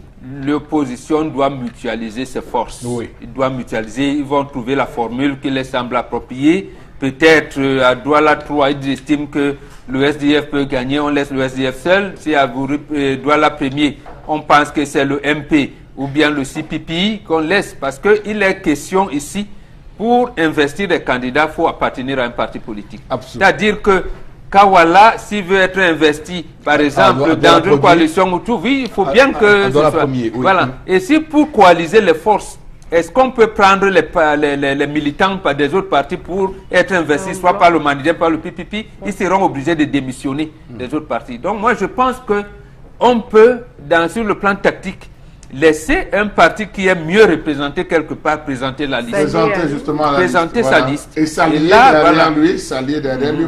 Charles Amel a parlé tout à l'heure de 10 600 combien 626 conseillers municipaux en tout. dans les 360 communes, l'opposition ne peut pas avoir de candidats dans les 360 communes. Surtout que, rappelons qu'en 2013, lors des récentes élections municipales, le SDF avait moins de 4000 candidats conseillers municipaux. Moins de 4 000, oui. Sur les 10 000 entiers. Imaginez que... En disant même que le SDF avait déjà plus du quart, hein, avec déjà 100, avant la compétition, avait déjà 15 communes.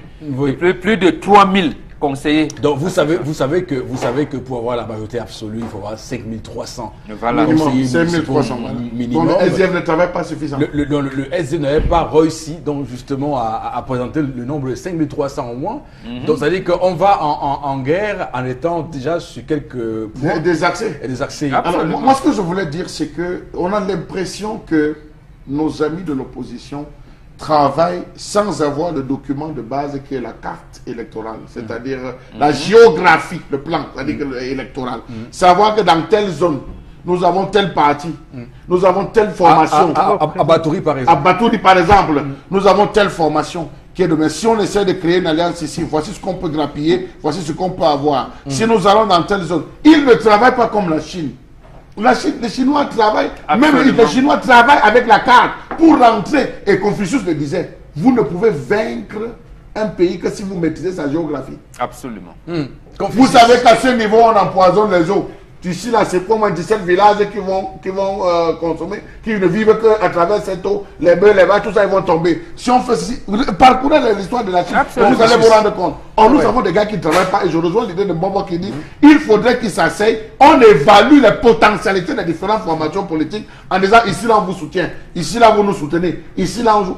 C'est les mêmes stratégies et qu'ils soient véritablement pas avoir des gens qui vont dire nous sommes des opposants et qui un matin vont dire si Paul Biya m'appelle, je pars. Et même lire Sun Tzu, l'art de la guerre, ça peut aussi aider dans les stratégies lorsqu'on s'engage dans un combat. Florazé, vous avez retenu quelle leçon de ces sénatoriales 2018? Mais non, c'est l'opposition. Parce que avec cette situation, comment le peuple peut croire à un moment donné qu'on peut sortir de cette situation?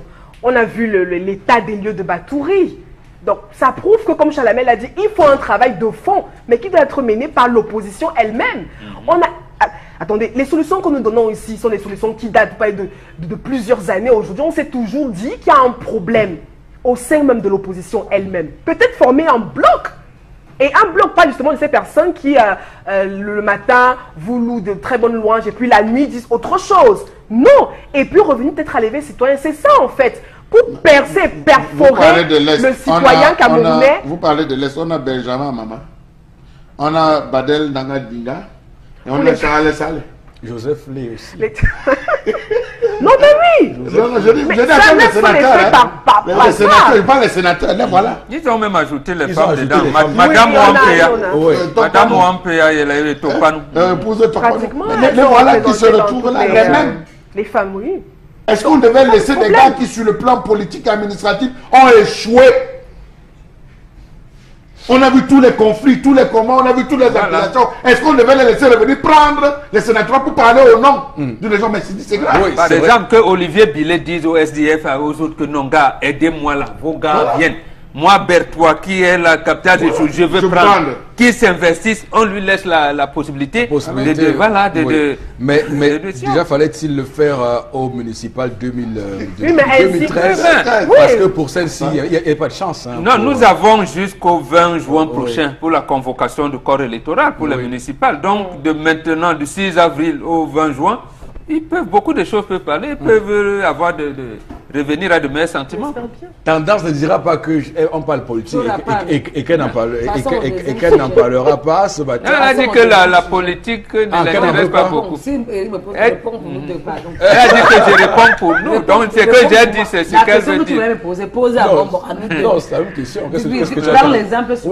Quelle leçon tu as retenue de ces sénatoriales? Tu retiens quoi, Momo? Mais il a dit je retiens que l'opposition doit s'unir. Selon toi, tu penses que je peux répondre comment? Lis dans mon cerveau. Que le père est stratège. Non, que le père est stratège les a battus, mais que l'opposition ne doit plus nous tromper. Elle doit s'unir. Voilà, c'est comme ça. La réponse de Bobo, c'est tout ma réponse. Donc Bobo, c'est tout moi. Donc quand il parle, il me transmet. J'étais aussi transmis. Non, mais je refuse qu'on dise que le RDPC a travaillé. Je refuse. Non, le RDPC n'a pas travaillé. Je refuse qu'on dise ça parce que il faut tenir compte du contexte dans lequel le système politique camerounais se mouvoit. Et donc, quand on met ça en perspective, on comprend très bien que il y a dans ce que vous appelez l'opposition des gens qui, je ne sais pas où ils prennent leurs ordres, qui sont aujourd'hui dans la perspective de brouiller les pistes, ce qui rend illisible le champ politique camerounais. Donc, mais vous avez raison, mais on sait ça depuis 27 ans. Camerounais. Par exemple, en 92, tout le monde sait, l'opposition s'est réunie à Douala. Lorsqu'on veut faire une plateforme, on voit seulement dans les caméras Bédzigui en train de sortir la présidence à l'époque, avec les paillailles et les combines politiques en train de prendre de l'argent à la présidence. On le sait. Donc il faut donc qu'on commence à le dire. Donc, on voit l'UNDP, et Bello Bouba vient à la tripartite de Yaoundé et tout ça, et on sait comment il a prêt pour le congrès de janvier 92. Donc je voulais conclure sur ça pour dire que nous aurons au Sénat, la chambre haute du Parlement camerounais, un parlement où il y a 63. Ils n'atteignent même pas de groupe. Ils ne sont que 7. Il faut 10. Donc, sauf si le président nomme trois autres sénateurs pour les aider. S'il lui ajoute 3 sénateurs, comme c'est des amis. Donc, pour l'instant, voilà la démocratie que le président Biya souhaitait nous laisser, avec donc un parlement monocolore. On est de retour au monopartisme. J'ai pas dit parti unique, au monopartisme. On va, Flora. La seconde, oui. La seconde information nous amène à Photocall. Bon, pour essayer de constater justement cette riposte musclée et puis qui est très bien applaudie par nos chers internautes quand on parle de cette riposte de l'armée camerounaise qui vient donc à bout de mettre sur la main une quarantaine de membres de la secte Boko Haram. Certains ont été très bien maîtrisés, tués même, et d'autres ont été également en arrêt. Et puis l'armée est entrée par ailleurs aussi en possession des armes de guerre, quelques véhicules que les terroristes avaient déjà emportés avec eux. Donc c'est aussi, pourquoi pas, une situation de réconfort pour les populations de Photocall. Et puis vous savez, sur la toile, tout le monde est unanime. On renforce encore beaucoup de liens, d'encouragement pour l'armée camerounaise qui est venue à bout justement de cette situation et qui continue de s'aimer, en tout cas de mettre un dispositif sécuritaire vis-à-vis de ces secteurs Boko Haram qui continuent de s'aimer la terreur. Donc, en tout cas, voilà donc l'information. Ils ont donc été pris, en tout cas, ils sont aux arrêts. Et puis maintenant, la situation de ce côté est tout de même maîtrisée. Oui, on avait dit que c'était une guerre asymétrique et que la guerre ne se terminerait pas comme dans une bataille conventionnelle. Donc on peut s'attendre à ce qui est ici et là quelques incursions de Boko Haram, Charles Abel. Oui, il faut dire que je me pose des questions. Vous allez souffrir que je ne cesse de m'interroger. À un moment donné, Boko Haram a fait ci, nord-ouest, sud-ouest, nord-ouest, sud-ouest, nord-ouest, sud-ouest. Et subitement, Boko Haram. Donc je pense qu'il faudrait qu'on essaie de se poser des questions à ce niveau. Il y a une main étrangère, vous voulez dire? Oui, je me pose des questions. Le pays. Oui, je me pose véritablement des questions à ce niveau. Parce que rappelez-vous, pendant presque 3-4 mois, on ne parlait plus de Boko Haram. 4-5 mois, on ne parlait plus de Boko Haram. Et puis subitement, quand on est en train de trouver des solutions, subitement Boko Haram, c'est des policiers, c'est des colonels qu'on abat, c'est des lieutenants-colonels, c'est des policiers, des soldats. Alors il faut véritablement se poser des questions. Et je pense qu'on a des fins de lignée qui sont là. Bravo à l'armée camerounaise, qui a réussi à maîtriser ces hors-la-loi d'un autre genre. Les condoléances à toutes les familles. Vraiment, je m'incline devant les dépouilles de ces soldats morts pour défendre la patrie. D'accord. C'est un sujet quand même assez délicat. C'est pourquoi on va pas s'apaisantir là-dessus longuement, puisque vous savez, l'armée, c'est la grande muette. Donc il est important aussi pour nous de juste peut-être aussi Bengan continuer à encourager notre armée qui est très professionnelle et qui travaille de manière excellente. Absolument. Oui. Mais je souhaite que le chef de l'État fasse comme son homologue tchadien. Parce que le président Idriss Déby Itno a dit que l'essentiel des armes saisies entre les mains de Boko Haram sont de fabrication d'un pays ami. Et que ces armes étaient de dernière technologie. Dernièrement, il a indexé le Qatar, il a indexé. Il faut dire des choses comme ça. Sinon, malheureusement, on ne saura pas. On ne saura pas. Il y a une main cachée. Quelle est cette main? Les deux présidents peuvent en réalité avoir le courage, je dirais même la témérité de nous dire. Il faut que leur peuple sache avec qui nous combattons vraiment. D'accord. Ou alors contre qui. Florazé, la troisième information. La dernière information, ce sont quelques images qui ont défilé, qui ont fait le tour de la toile. Vous allez apprécier, vous chers téléspectateurs, nous également sur ce plateau. Nous sommes sur justement le site des logements sociaux, à la Maïture en Banga, Bakoko, vous vous rappeliez, on est ici à Douala. Et voilà donc la situation qui est plutôt triste. On a bien sûr de la broussaille qui commence déjà à envahir et puis à entourer justement ces logements. On se demande bien qu'est-ce qui se passe. Alors pourquoi ces logements justement sont encore à ce moment, alors qu'on se pose la question, le Douala manque près d'1 million et peut-être plus même de logements au Cameroun. La ville de Douala et bien d'autres même, on est en crise de logement, mais depuis lors on est là, ces logements justement qui sont comme si on était dans un cimetière et puis justement on a tout simplement, et justement on peut se projeter dans l'avenir, comment justement ces logements pourraient se retrouver d'ici la fin d'année ou alors 2 ans après, 3 ans après. On re-questionne également sur la toile les différentes bâtisses qui n'arrivent pas à être entretenues justement par nos administrations. C'est le gros problème qui se pose. Et voilà donc la situation des logements sociaux à Douala. La solution est là, c'est l'opération Sahel vers la renouveau. D'abord, je souhaite qu'on arrête de parler de logements sociaux, parce que ces logements-là n'ont rien de social. C'est le nom consacré. Non, parce qu'on y retrouve des gens à un certain niveau de vie ça n'a rien de social. Ceux qui vont ne sont pas, comme on le voit dans des pays, lorsqu'on parle de logements sociaux, des gens qui sont des indigents. C'est pas le cas de ceux qui sont là-bas. Bon, maintenant, vous montrez des images d'un lieu abandonné. C'est à l'image du Cameroun. C'est à l'image de ce qu'est le Cameroun. On commence des projets qu'on ne termine pas. On est dans la gabegie, on est dans tout ce qu'on peut imaginer comme navigation à vue. On ne peut que retrouver ce type de résultats-là. Je commence par voir Bengan sur cette question de logements sociaux pour bien comprendre que c'est ça le résultat de la mauvaise gouvernance, de ce qui se passe au Cameroun et d'un bateau qui... D'être dans la tourmente, Grégoire, on a la vie. Non, mais j'attendais moi, je vous conclue parce que c'est lui qui est le plus souvent, qui parle beaucoup de bateaux. Grégoire, on a écrit un livre, interview avec Numbisenga Kam en 96, Cameroun, un bateau dans la tourmente, en disant les raisons d'espérer. Et là, maintenant, il se rend lui-même compte qu'il n'y a plus de raisons d'espérer. Le dialogue social n'est pas arrivé.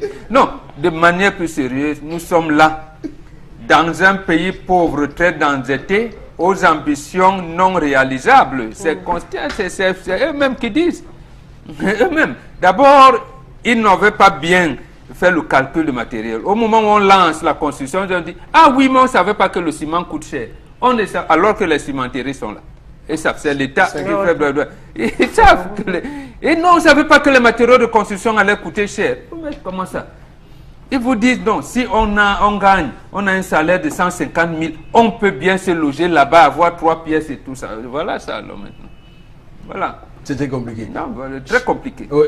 Charles Hamel, on peut, avec les images qu'on découvre ce matin sur Equinox, il faut dire que les rats peuvent être là aussi.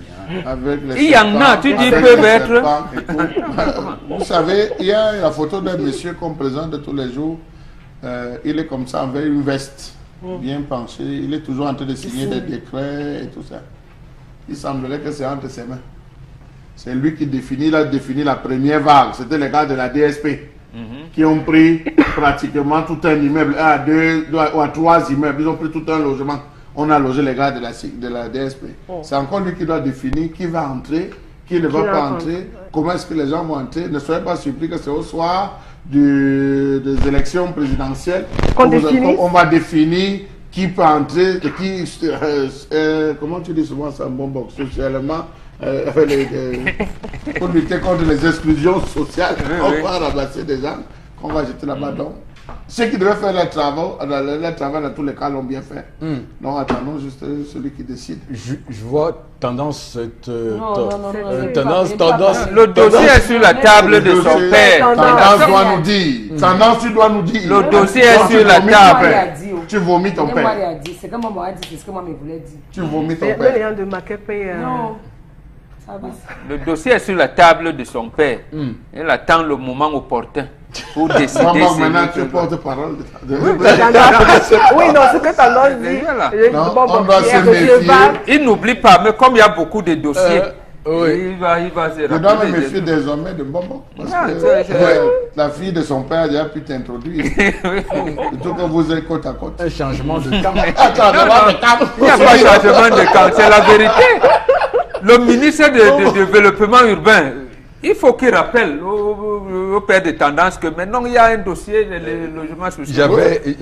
Je m'étais promis de ne pas prononcer le nom de Jean-Claude Bonchou dans cette émission aujourd'hui. Mais bon, Benga, vous m'obligez à poser. Mais j'ai toujours pensé que les hommes importent peu et qu'on sait où les décisions se décident. On aura beau changer des ministres à tel ministère, tel département ministériel.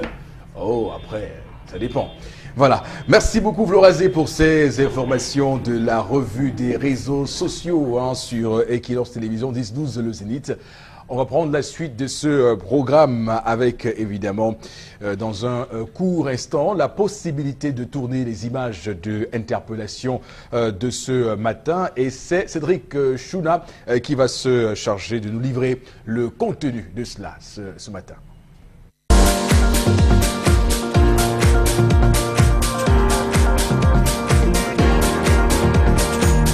Oui, le tribalisme, c'est le premier flot qu'il faut d'abord combattre avant tout développement. Bon, après avoir combattu le tribalisme, il y a c'est-à-dire que l'immoralité des Camerounais, il faut rééduquer les Camerounais sur l'avenir de ce pays, puisque l'hymne national donne le devoir de tous les Camerounais et dessine l'avenir du Cameroun. Mais bon, aujourd'hui, les gens se sont accrochés plutôt au matériel, ils se servent au lieu de servir la nation. Alors, le développement du Cameroun sera très difficile, puisque d'aucuns même parlent de l'émergence en 2000. Si les mentalités ne changent pas, même en 5000, on ne doit pas réussir. On ne peut pas réussir. Le pays est en train d'aller comme ça, c'est-à-dire, je sais pas moi, dans un système anarchique. Anarchie sans pareil. Les gens contournent l'obstacle. Les gens se sont emparés de ce pays. Pour tuer un arbre, il faut le déraciner jusqu'à la dernière racine. Ce sera très difficile. D'où est-ce que je ne peux pas faire une proposition actuellement.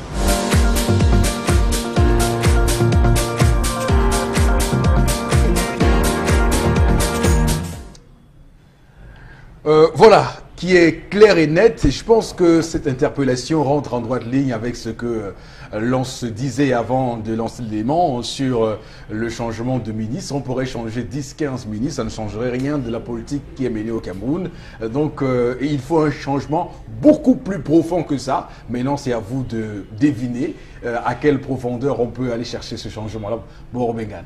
Non, notre compatriote a dit qu'il faut changer de mentalité. Sinon, même en l'an 5000, on ne va pas aboutir à rien. Et comme il a tellement de doutes, il dit qu'il préfère ne pas donner de propositions. Je suis de son avis. Oui. Mais moi, je propose que dans une maison en étage, on balaie une maison en étage en commençant par le palier le plus élevé. Et on balaie un escalier en commençant par le haut. On ne peut pas changer de mentalité à la base et penser que non, c'est le sommet. Non, ce sont nos élites dirigeantes qui nous ont mis dans cette situation-là. Il faut donc qu'on change ces élites-là. D'accord. Charles Hamel. Bombok revient encore avec l'affaire des élites. Oui, il faut... les élites qu'on doit fuir, Bombok revient. Non, moi je pense qu'il n'y a pas deux types d'explications que l'on peut donner à ce que vient de dire ce concitoyen. Il a dit clairement que même si on donne 5000 ans à ces gens, ils ne pourront pas changer. Même si il faudrait qu'on se plie en quatre, les gens se servent au lieu de servir. Il n'a même pas voulu proposer en disant, parce que lui-même a vu, on vient de définir tout à l'heure avec les sénatoriales, le constat qu'on a fait avec le sénatorial en 27 ans, là où l'opposition nous a conduits. Donc vraiment, nous sommes là. Non, là où le RDPC nous a conduits. Et l'opposition. Tu mets l'opposition. Il y a une soi-disant opposition que je refuse, qu'on appelle l'opposition au Cameroun. Mais il y a de vraies personnes qui peuvent parler, mais vous savez ce qui se passe. Comment ça sera dans le déracinement? On a muselé tout le monde. Comment se fera le déracinement, monsieur Éric Fopoussi? Mon avis, mon sentiment dessus, c'est que la société civile est à nos jours la piste la plus plausible pour un changement dans ce pays. À ce moment-là, il faudrait que les gens aillent à l'abattoir, c'est-à-dire que, enfin pas l'abattoir du genre qu'on vient d'assister là, mais qui se disent que le pouvoir en face est violent. Mais on risque notre vie, on y va pour sauver le peuple. Il faut être téméraire dans son action. Commencer par exemple, chaque fois déclarer les meetings, le sous-préfet ne délivre pas de récépissé, vous saisissez les tribunaux, vous déclarez la semaine qui suit un autre meeting ailleurs, vous demandez à l'autre parti politique de déclarer les meetings. Donc dans les 360 communes, vous pouvez être en mesure de déclarer au moins 10 meetings tous les samedis. 10 meetings tous les samedis et dans toutes les régions du pays. D'accord. On peut prendre cette option-là. D'accord. Donc on est dans un pays, vous dites que c'est l'opposition qui nous a menés jusqu'ici. Hein. Je suis vraiment... non, nous disons que... Non, c'est pas ça. Précisons bien. Okay, d'accord. Nous disons que l'opposition a laissé le pouvoir faire. On risque. Il faut risquer. Il faut risquer. Gbagbo a risqué. Il a risqué. Au point où quand il accède au pouvoir, il passe par la prison, on tape, il revient. C'est comme ça, il faut risquer. Il faut dire qu'en Afrique centrale, les pays de l'Afrique centrale en règle générale, du moins la zone CEMAC, puisque le Rwanda a commencé à montrer la bonne voie, il faut dire que dans ces pays-là, on voit tout de suite une volonté pour certains régimes là-bas de mettre en place ce qu'on appelle des scores soviétiques, des grands scores où on a l'impression que voilà, dans ce pays-là, il n'y a pas de souffrance, il y a rien, tout le peuple est derrière son leader. Mais sauf que lorsqu'on regarde les faits, avec les images de Batoulou, on se rend compte que le peuple souffre. Mais comment un peuple qui souffre ne peut pas avoir la possibilité de se révolter à travers les urnes, à travers le pouvoir citoyen? C'est que on a fait exprès de rendre ces endroits-là enclavés, comme vous dites, pour que les gens là-bas n'aient pas la formation qu'il faut, n'aient pas la jotte qu'il faut, ne pense pas politique comme il le faut, parce que d'ailleurs au Cameroun, lorsque vous parlez politique, on vous dit non, je suis apolitique, je n'ai pas... C'est ce discours-là qui continue donc à faire en sorte qu'on a le statu quo à chaque fois qu'il y a élection au Cameroun. Donc maintenant, accuser l'opposition, je pense que ce pays est géré par un régime depuis 82, ou bien nous voulons renforcer les stratégies de l'opposition. Nous l'accusons d'attentisme. Nous ne disons pas que c'est l'opposition qui nous a amenés à ce... Non, il y a un seul parti qui doit répondre. Il y a quelqu'un qui a prêté serment depuis 82. C'est lui qui doit répondre, ce n'est pas l'opposition. Voilà. Mais nous accusons son attentisme. C'est comme si l'opposition camerounaise attendait qu'un jour, il y aura une assemblée générale des anges au ciel. Ils vont dire qu'à partir du 22 avril 2018, le Cameroun deviendra... Non, il faudrait bien que ceux qui se réclament comme tels prennent le risque même d'être tués. Et c'est comme ça qu'on aboutit à un changement profond. D'accord, mais un pouvoir aussi se mesure à sa capacité à faire éclore les idées plurielles et à tenir et à prendre en compte... Le RDPC qui ne veut même pas de débat dans son sein. Voilà. Il ne tient même pas les réunions de son comité central. Il ne peut pas. Oui. Florazé, sur cette question, peut-être également on va... voilà. Non, oui, le citoyen a parlé de problèmes de mentalité. Je crois que même si, je veux dire, c'est la mauvaise, ou le manque de volonté politique qui a amené les jeunes justement à ne pas trouver un emploi propice, qui déguerpit les familles et justement les laisse à la rue. Vous croyez quoi? Le résultat, on a affaire à un peuple qui est frustré et puis justement qui ne passe que par des attitudes plutôt à la normale. Je lis ce que vous dites. Injustice, inégalité. Oui, des personnes frustrées. Oui. Vous pouvez attendre quoi des personnes frustrées? Très bien. À un moment donné, le discours, il est violent dans la rue, vous voyez, c'est beaucoup de tension. Mais les Camerounais sont très sages et très intelligents. Encore, cette tension est encore confinée quelque part. Et ils savent que peut-être pour le changement total et profond, ils savent que peut-être il faut aller s'inscrire sur les listes électorales et attendre le moment tant attendu, très fatidique pour le changement du Cameroun. Merci beaucoup. On va, madame, monsieur, prendre la suite de cette émission ce matin sur le Zénith avec Constilamine que j'accueille dans un instant au plateau B. Bonjour et bienvenue. Oui, bonjour Eric, bonjour à nos nombreux téléspectateurs et surtout bonjour à tous ces téléspectateurs-là qui ont compris qu'aujourd'hui, prévenir vaut mieux que guérir. Oui. Pourquoi prévenir? Parce que tout simplement, ça ne servira à rien d'aller dépenser des centaines de mille quand on sera bien sûr victime d'un AVC. Ça ne servira à rien d'aller dépenser bien sûr des centaines de mille quand votre taux de diabète va s'élever. Ça ne servira à rien de dépenser bien sûr des centaines de mille quand vous serez victime de pas mal de maladies. Et pour nos amis qui sont en train d'amorcer l'âge de la vieillesse, vous avez donc aujourd'hui cette solution miraculeuse, à savoir le Van-Bio Oméga 3 qui vous permet bien entendu d'être à l'abri de cette maladie liée au vieillissement, à savoir l'Alzheimer. Alors nous vous invitons tout simplement à passer dès à présent votre commande. Vous aviez très nombreux à nous appeler depuis quelques jours. C'est vrai que le stock était très réduit, mais je tiens à vous le rappeler que ce matin, on a reçu en provenance des États-Unis d'Amérique un important stock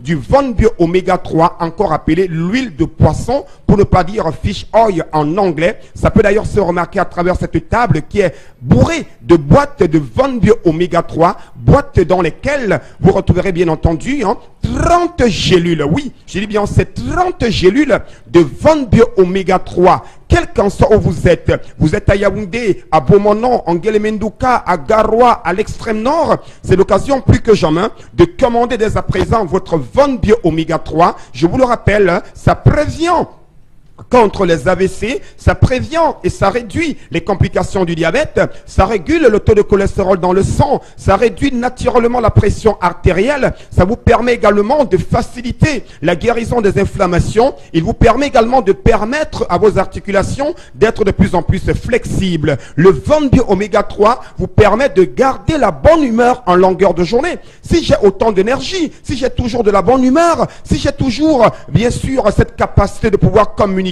tous les jours à la radio et télévision Equinox, c'est tout simplement parce que chaque matin, chers téléspectateurs, je prends une gélule de Van-Bio Oméga 3 qui me donne de l'énergie, qui me donne de la bonne humeur et surtout de la douceur totale. Alors parlons bien sûr du prix. Ah ben oui, je rappelle que le prix n'a pas changé malgré ce nouvel arrivage. Le prix n'a pas du tout changé. C'est 5 000 francs pour une boîte de 30 gélules. Oh oui, et c'est une gélule par jour pendant le repas. Je n'ai pas dit que ça guérit le diabète, non. Je n'ai pas dit que ça guérit les AVC, non. J'ai tout simplement dit, ça prévient les AVC, ça prévient et ça réduit les complications du diabète. Comme dirait quelqu'un, prévenir vaut mieux que guérir. Donc avec 5 000 francs, vous êtes à l'abri des AVC. Avec 5 000 francs, votre taux de cholestérol sera bien sûr régulé. Avec 5 000 francs, vous allez réduire naturellement la pression artérielle. Et je ne saurais partir sans dire à tous mes amis de Bamenda, de Nguelemendouka, de Boya, any man must get a Van-Bio Oméga 3 because the Van-Bio Oméga 3 na some fine medicament where when you take them, my friend, your AVC you no go get them again because the government go prevenir AVC. With the Van-Bio Oméga 3 you will get diabetes. When you take Van-Bio Oméga 3 your diabetes no go be complicated again. With the Van-Bio Oméga 3 you go feel good like me and you go get plenty energy. Donc any man today must buy a Van-Bio Oméga 3 where it costs only 5,000 francs. Yes, 5,000 francs. Et ce matin, nous allons offrir un salaka spécial à tous ceux qui vont commander dès à présent. Et ce salaka, c'est tout simplement les frais de livraison qui seront réduits. Oui, nous allons supporter une partie des frais de livraison pour tous ceux qui sont hors de la ville de Douala. N'hésitez surtout pas. Alors à l'instant, le point de vente où acheter son Von Bio Oméga 3, vous avez donc la base du concept Salaka qui est en plein cœur d'Aqua, en face du palais d'Ika. C'est au magasin 1001 tapis. C'est dans ce magasin que vous achèterez votre Von Bio Oméga 3 au prix de 5000 francs pour une boîte de 30 gélules. Je rappelle, le point de vente, chers téléspectateurs, c'est à Aqua, en face du palais d'Ika, au magasin 1001 tapis, qui est le magasin du concept Salaka. Dès que vous êtes là-bas, et ceux qui n'ont pas le temps de venir passer vos commandes, n'attendez pas la fin du stock, n'attendez pas la rupture.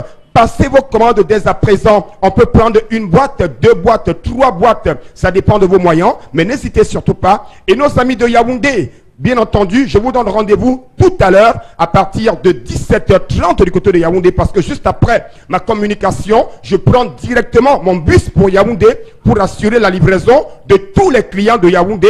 Et demain, samedi, je suis du côté, bien sûr, des Bolova. Dimanche, je suis à Bertois pour assurer la livraison de tous les clients du concept Salaka. Donc, c'est l'occasion de commander non seulement le Von Bio Oméga 3, mais également de commander les autres produits du concept Salaka que vous connaissez. Déjà, une fois de plus, Nassom Batobese, Beodouala, Motote, Papa, Mama, Sangon Gonde Dinampesa, Motote, Angam Janda, Von Bio Oméga 3, et Banjana AVC, Nyangam Nyamila, et Banjana diabète, Nyangam réduit, Andande Von Bio Oméga 3, Yende Boukate le Kolotan, ou Boukate Mama, Ate, Wodeido, Alpano, Obepanda, Bele Tatan, Bele Constilamine, Tebende Wawe no, Nanin, Bubombuanga, Babolana, aussi appelé AVC, Bonbuanga, Babolana, diabète Nyongo, Nyasiba, Bonbuanga, Babolana, Wabene, bonne humeur, Bonbuanga, Babodemona, Von Bio Oméga 3, Fish Oil, Batobel, Sebandebo, rendez-vous tout à l'heure à Yaoundé, et samedi et dimanche du côté bien sûr du sud et de l'est. Merci beaucoup. Bon week-end à tout le monde et surtout, merci à toi, le mannequin de cette émission, l'homme toujours élégant comme Constilamine. Merci beaucoup, Constilamine, pour cette communication sur Equinox Télévision au concept Salaka et le produit Von Bio Oméga 3. On va prendre rapidement 3 à 4 messages avec vous, Florazé. Oui, Eric Fopoussi, on a un téléspectateur qui compare l'opposition à des poules qui courent tout simplement derrière des graines d'arachide. Voilà, il dit on n'a pas d'opposition au Cameroun. Dans un pays où il y a vraiment opposition, il devrait former un bloc et puis comme tout le monde lutte alors pour son ventre, il perd la notion du souci patriotique. D'accord. Un autre message? Oui, un autre message, c'est pas une femme par rapport à l'histoire du jour, c'est pas une femme de maison ni de famille, elle est une femme de discothèque. Merci beaucoup. Absolument. Encore, merci une femme de discothèque, ça veut rien dire aussi. Si, ça veut dire. Quel manque de respect aux femmes. Avec la femme. Quel manque de respect aux femmes. Oui, ça dépend de là où il l'a même rencontré. Vous ne vous exprimez pas. C'est les problèmes. Donc aujourd'hui, vous remettez maintenant en question le lieu où vous avez rencontré votre femme ou... Non, mais quand je dis vous... de discothèque. Oui, quand je dis vous. C'est un gros mot qu'il ne fallait même pas dire. Continue. Restons sur le sujet du jour. Il vaut mieux acheter... Il vaut mieux acheter un terrain que d'être dupé au lieu de précipiter sa mort avec une voiture par accident. Merci beaucoup, la fille de son Pourquoi voir toujours le pire? Le dialogue est une bonne chose, mais il y a des décisions qu'il faut prendre. C'est une femme d'une mauvaise formation. Le dialogue est une bonne chose, mais c'est ce que je suis en train de faire. Non, je parle de votre commentaire suite au précédent message. Vous dites pourquoi voir toujours le pire partout? Oui, mais pourquoi? C'est vous qui avez avancé ici. Pourquoi? Sans avoir honte qu'avec un terrain, on peut se faire duper. Voilà. Pourquoi voir non, c'est par rapport. Pourquoi là encore? Pourquoi là aussi voir le pire partout? Non, c'est par rapport à ce châle. Ne m'embrouillez pas. Voilà. Le dialogue est une bonne chose, mais il y a des décisions qu'il faut prendre sans l'avis de sa femme. Absolument. À ça? Je veux que Thanos comprenne ça bien. À ça? Non, ce que tu as déclenché. Je te dis. Tu vas voir mon vrai comportement maintenant. Donc la voiture fait en sorte que tu te gardes dans la maison. Non, s'il fait quelque chose sans me dire et que je constate. C'est ça, c'est pas la voiture. C'est où il va commencer Voilà. à avoir Alors, un vrai visage. Voilà. Merci beaucoup à vous sur ce plateau. Merci également à vous, chers téléspectateurs. On vous donne rendez-vous la semaine prochaine, dès lundi prochain. Passez un bon week-end sur nos antennes et surtout restez sur Equinox Télévision, la télévision qui, au-delà de l'image, rend compte. Que Dieu bénisse le Cameroun.